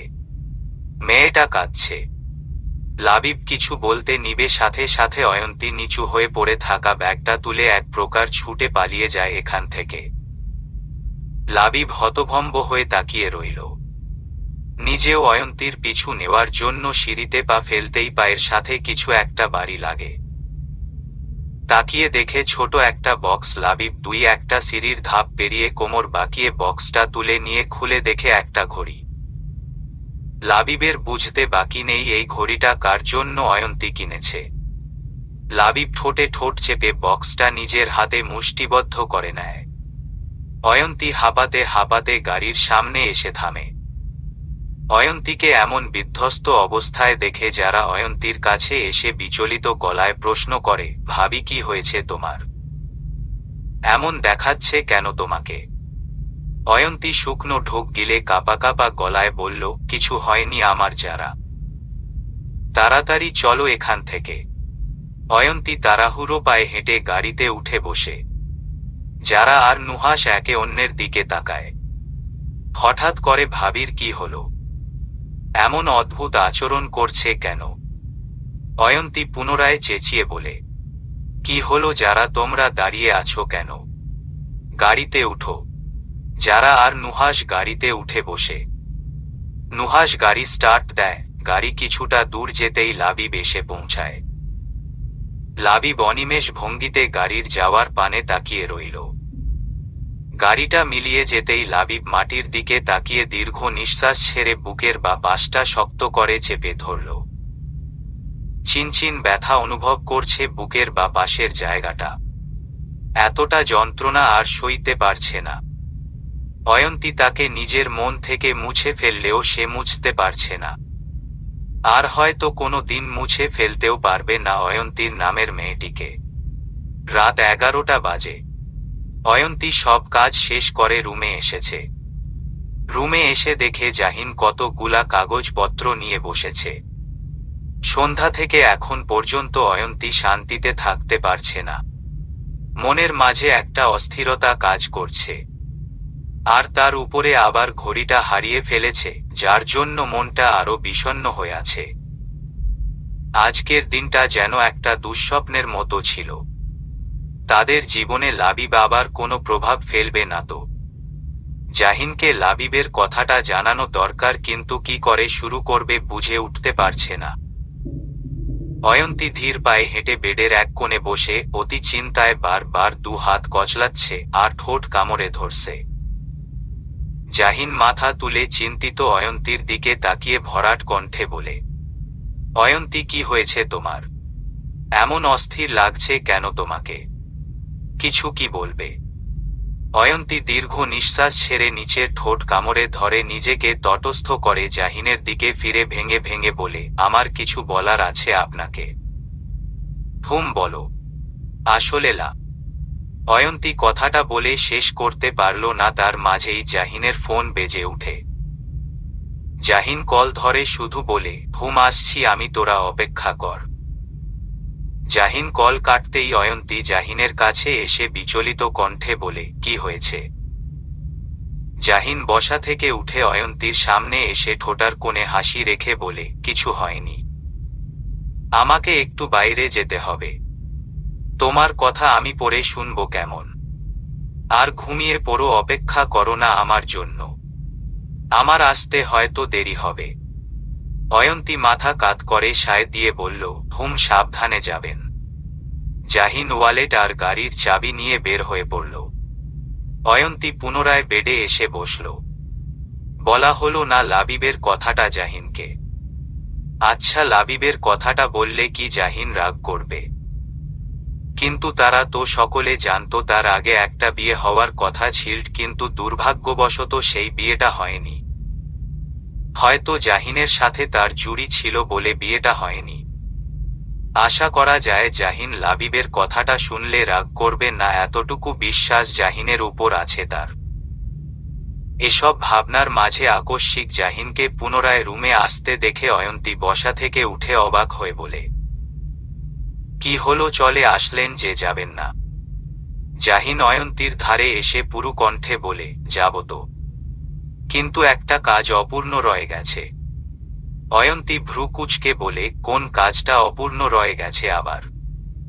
জাহিন আচমকা মাথা নুইয়ে অয়ন্তীর অধর জোড়ায় নিজের অধর জোড়া মিলিয়ে শব্দ করে চুমু খেয়ে সরে আসে। অয়ন্তী চমকে চোখ বড় বড় করে তাকায়। ঠোঁট জোড়া আলগা হয়ে আছে তার। জাহিনের ঠোঁটের কোণে হাসি। অয়ন্তী কিছু বলার জন্য উদ্ধত হতে নিবে, তখনই জাহিন অয়ন্তীর কোমর এক হাত দিয়ে জড়িয়ে ধরে নিজের কাছে এনে অন্য হাতটা অয়ন্তীর গালে রেখে পুনরায় ডুবে যায় অয়ন্তীর ঠোঁটের মাঝে। অয়ন্তীও আবেশে চোখ বন্ধ করে জাহিনের জ্যাকেটের কলার শক্ত করে আঁকড়ে ধরে। জাহিনের বেসামাল হাতের পরশ অয়ন্তী পুরো শরীর জুড়ে বইতে শুরু করেছে। মিনিট পাঁচেক পরে জাহিন অয়ন্তীর কাছ থেকে সরে আসে। অয়ন্তী এখনো চোখ বন্ধ করে আছে। জাহিন তা দেখে মুচকি হেসে অধর জোড়া জিহ্বা দ্বারা ভিজিয়ে অয়ন্তীর কানের কাছে মুখ এনে ফিসফিসিয়ে বলে, এভাবে চোখ বন্ধ করে থাকলে কিন্তু নিজের নিয়ন্ত্রণ হারিয়ে ফেলতে পারি মিসেস অয়ন্তী। তখন কিন্তু পরিস্থিতি হাতের বাইরে চলে যাবে। এমনিতে আমাকে বাইরে যেতে হবে। অয়ন্তী সাথে সাথে চোখ মেলে তাকিয়ে জাহিনের বুকে দু হাত রেখে ধাক্কা দেয়। জাহিন কিঞ্চিত দূরে সরে যায়। অয়ন্তী দিশেহারা গলায় বলে, চলে তো গিয়েছিলেন তো ফিরে এলেন কেন নিজের নিয়ন্ত্রণ হারানোর জন্য? জাহিন মৃদু হেসে অয়ন্তীর কপালে পড়ে থাকা চুলগুলা তর্জনী দ্বারা সরিয়ে মোহনীয় কণ্ঠে বলল, রাতের বেলা বউকে ছেড়ে কি থাকা যায় বলো? তাই চলে যাওয়ার আগে বউয়ের একটু সঙ্গ নিতে এলাম। কিন্তু কে জানতো বউ যে আমার সঙ্গ পেয়ে এতটা মাতোয়ারা হয়ে যাবে। অয়ন্তী হতভম্ব হয়ে জাহিনের পানে তাকালো। এই লোক কবে থেকে এতটা ঠোঁটকাটা স্বভাবের হলো? আগে তো এমন ছিল না। আগে তো মনে হতো ভাজা মাছটা উল্টে খেতে পারতো না, কিন্তু এখন তো। অয়ন্তী বিড়বিড়িয়ে বলে, এতটা অভদ্র কবে থেকে হলো এই লোক? জাহিন অয়ন্তীর কথা শুনে মুচকি হেসে বলে, যবে থেকে তোমার সঙ্গ পেয়েছি তবে থেকে। অয়ন্তী এবার নিজের কোমর থেকে জাহিনের হাত সরাতে সরাতে রেগে বলল, এইটা আপনি জানতো আর সঙ্গ টঙ্গ দিতে হবে না আপনাকে আমায়। ঠিক আছে চলে যাচ্ছি, কিন্তু পরের বার কিন্তু সঙ্গর মাত্রাটা গভীর হবে। উফফ আপনি জানতো। জাহিন হাসতে হাসতে বলে, ঠিক আছে যাচ্ছি। আর রাত জাগবে না কিন্তু কেমন ঘুমিয়ে পড়বে। আমার আসতে দেরি হবে। জি জি আমি তাড়াতাড়ি ঘুমাবো। জাহিন অয়ন্তীর কপালে চুমু এঁকে দিয়ে বলে, আসি কেমন? জাহিন চলে যায়। অয়ন্তী রুমের লাইট নিভিয়ে ড্রিম লাইট জ্বালিয়ে শুয়ে পড়ে। কিন্তু চোখের পাতায় ঘুম এসে ধরা দিচ্ছে না লাবিবের চিন্তায়। লাবিবের কথাটা যত তাড়াতাড়ি সম্ভব জাহিনকে জানাতে হবে। যারা কোচিং থেকে বের হয়ে দেখে অদূরে নুহাস প্যান্টের পকেটে হাত গুজে চোখে সানগ্লাস পরে গাড়ির সাথে হেলান দিয়ে দাঁড়িয়ে আছে। কত সুদর্শন লাগছে দেখতে লোকটাকে। যারা ঠোঁটের কোণে বিস্তৃত হাসির রেখা ফুটে উঠল। অদূরে দাঁড়িয়ে থাকা ছেলেটা তার প্রেমিকিস ভাবতেই তো সর্বাঙ্গে প্রশান্তির টেউ খেলে যাচ্ছে। নুহাস যারাকে দেখার সাথে সাথে হাত উঁচু করে হাই দেয়। যারা আর দাঁড়িয়ে না থেকে নুহাসের দিকে অগ্রসর হয়। কোচিং ছুটি হওয়ার দরুন অনেক মেয়েরা আছে, তার মধ্যে কিছু মেয়ে নুহাসের দিকে তাকিয়ে আছে, সেটা দেখে যারা দাঁতে দাঁত চেপে নাকের পাটা ফুলিয়ে মনে মনে বলে, শাকচুন্নির দলেরা তোদের নজর ঠিক কর। সামনে দাঁড়িয়ে থাকা মানুষটা একান্ত আমার বুঝলি। যারা নুহাসের সামনে এসে দাঁড়ায়। যারার এমন থমথমে চেহারা দেখে নুহাস প্রশ্ন করে, কি হয়েছে, সুন্দর মুখটা এমন বাংলার পাঁচের মতো করে রেখেছ কেন? যারা গম্ভীর গলায় বলল, এমনি চলো, আর এখানে দাঁড়িয়ে থেকে শো করতে হবে না। যারা কথাটা বলেই ধপধপ পায়ে হেঁটে প্যাসেঞ্জার সিট গিয়ে বসে পড়ে। নুহাস চারপাশটায় নজর বুলিয়ে বুঝতে পারল আসল ব্যাপারটা। নুহাস নিঃশব্দে হেসে ড্রাইভিং সিটে বসে ড্রাইভ করাই মনোযোগ দিল। গাড়ির মাঝে পিনপিন নীরবতা, কারোর মুখে কোনো কথা নেই। নুহাস আর চোখে একবার চুপচাপ জারার দিকে তাকায়। এতটা জেলাস। অবশ্য প্রত্যেকটা মেয়েই তার প্রিয় মানুষটার পাশে অন্য কোনো মেয়েকে দুচোখে সহ্য করতে পারে না। আকস্মিক যারা চেঁচিয়ে বলে উঠে, নুহাস ভাই, গাড়ি থামাও, জলদি গাড়ি থামাও। যারার এমন ভাব চেঁচানো শুনে নুহাস গাড়ি সাইড করে ব্রেক কষে হতভম্ব হয়ে বলে, কি হলো, এভাবে চেঁচিয়ে উঠলে কেন? ফুচকা খাবো। নুহাস কপালে ভাঁজ ফেলে বলে, কি ফুচকা খাবে বলে কি এভাবে চেঁচাবে? যারা মেকি হাসি দিয়ে বলে, বেশি এক্সাইটেড হয়ে চেঁচিয়ে ফেলেছি। খুব ভালো করেছো চেঁচিয়ে। কথাটা বলে নুহাস গাড়ি স্টার্ট দেওয়ার জন্য উদ্ধত হতে নিবে তৎক্ষণাৎ যারা বলল, কি হলো, গাড়ি স্টার্ট দিচ্ছ কেন? আমি ফুচকা খাবো তো। অন্য দিন খেয়েও আজ নয়, আমার কাজ আছে। যারা জেদ ধরে বলে, আমি আজকেই খাবো। বলেই গাড়ির দরজা খুলে যারা গাড়ি থেকে নেমে যায়। নুহাস চিৎকার করে বলে, যারা আমার কথাটা শুনো। কে শুনে কার কথা? যারা ফুচকার দোকানে গিয়ে অলরেডি বসে পড়েছে। নুহাসের আর কি করার, বাধ্য হয়ে সিট বেল্ট খুলতে খুলতে অসহায় হয়ে বলল, এই মেয়ে আমাকে পাগল করে ছাড়বে। নুহাস গাড়ি লক করে যারার পাশের চেয়ারে এসে বসে আস্তে করে বলে, অর্ডার দিয়েছ? হুম। কয় প্লেট অর্ডার দিয়েছ? যারা থমথমে গলায় বলল, 10 প্লেট। নুহাস বাকরুদ্ধ হয়ে পড়ে। এতটুকু মেয়ে 10 প্লেট ফুচকা অর্ডার দিয়েছে, ভাবা যায়? কি করে যে খায় এসব মেয়েরা বুঝে উঠতে পারে না নুহাস। নুহাস যারাকে খোঁচা মেরে বলল, 10 প্লেট কম হয়ে গেল না? আরো কয়েক প্লেট অর্ডার দেওয়া প্রয়োজন ছিল। যারা ছোট ছোট চোখ করে নুহাসের দিকে তাকালো। নুহাস তার পরিবর্তে মুচকি হাসল। মূলত যারা ইচ্ছে করে বলেছে 10 প্লেট ফুচকা অর্ডার দিয়েছে, কিন্তু সেটা যে নুহাস এমন বিদ্রূপ করে বলবে ভাবতে পারিনি। কিছুক্ষণ পরেই 2 প্লেট ফুচকা নিয়ে আসলো দোকানদার। নুহাস 2 প্লেট ফুচকা দেখে বলে, আর 8টা প্লেট কোথায়? যারা দাঁতে দাঁত চেপে বলে, আমি 2 প্লেট ফুচকা অর্ডার দিয়েছি। নুহাস ভ্রু উঁচু করে বলে, ও আচ্ছা আচ্ছা, ঠিক আছে, খাওয়া শুরু করো। যারা ফুচকা খাচ্ছে আর তীক্ষ্ণ চোখে সামনের দিকে তাকিয়ে আছে। অদূরে একটা গাছের নিচে নুহাস একটা মেয়ের সাথে হেসে হেসে কথা বলছে। হঠাৎ করে কোথা থেকে একটা মেয়ে এসে বলছে তারা নাকি দুজনে এককালে ইউনিভার্সিটির ফ্রেন্ড ছিল, আর দেখো নুহাস কেমন নির্লজ্জের মতো 32 পাটি দাঁত বের করে হাসছে। মনে হচ্ছে জীবনে হাসেনি কোনোদিন। ইচ্ছে করছে দাঁতগুলা ভেঙে দিতে। যারা দাঁতে দাঁত চেপে বলে, দাঁড়াও, তোমার হাসি আমি বের করছি। যারা উঠে গিয়ে দোকানদার মামাকে বলল, মামা 4টা 5 মরিচ দিয়ে একটা ফুচকা বানিয়ে দিন তো। দোকানদার মামা হতভম্ব হয়ে বলল, এত জাল খাবেন? হুম, আপনি দিন। আচ্ছা। যারা ফুচকা বানিয়ে এনে নিজের প্লেটে রাখে। প্লেটে আরো 4টা ফুচকা আছে। নুহাস মেয়েটার সাথে কথা বলে এসে যারাকে বলল, ফুচকা খাওয়া শেষ।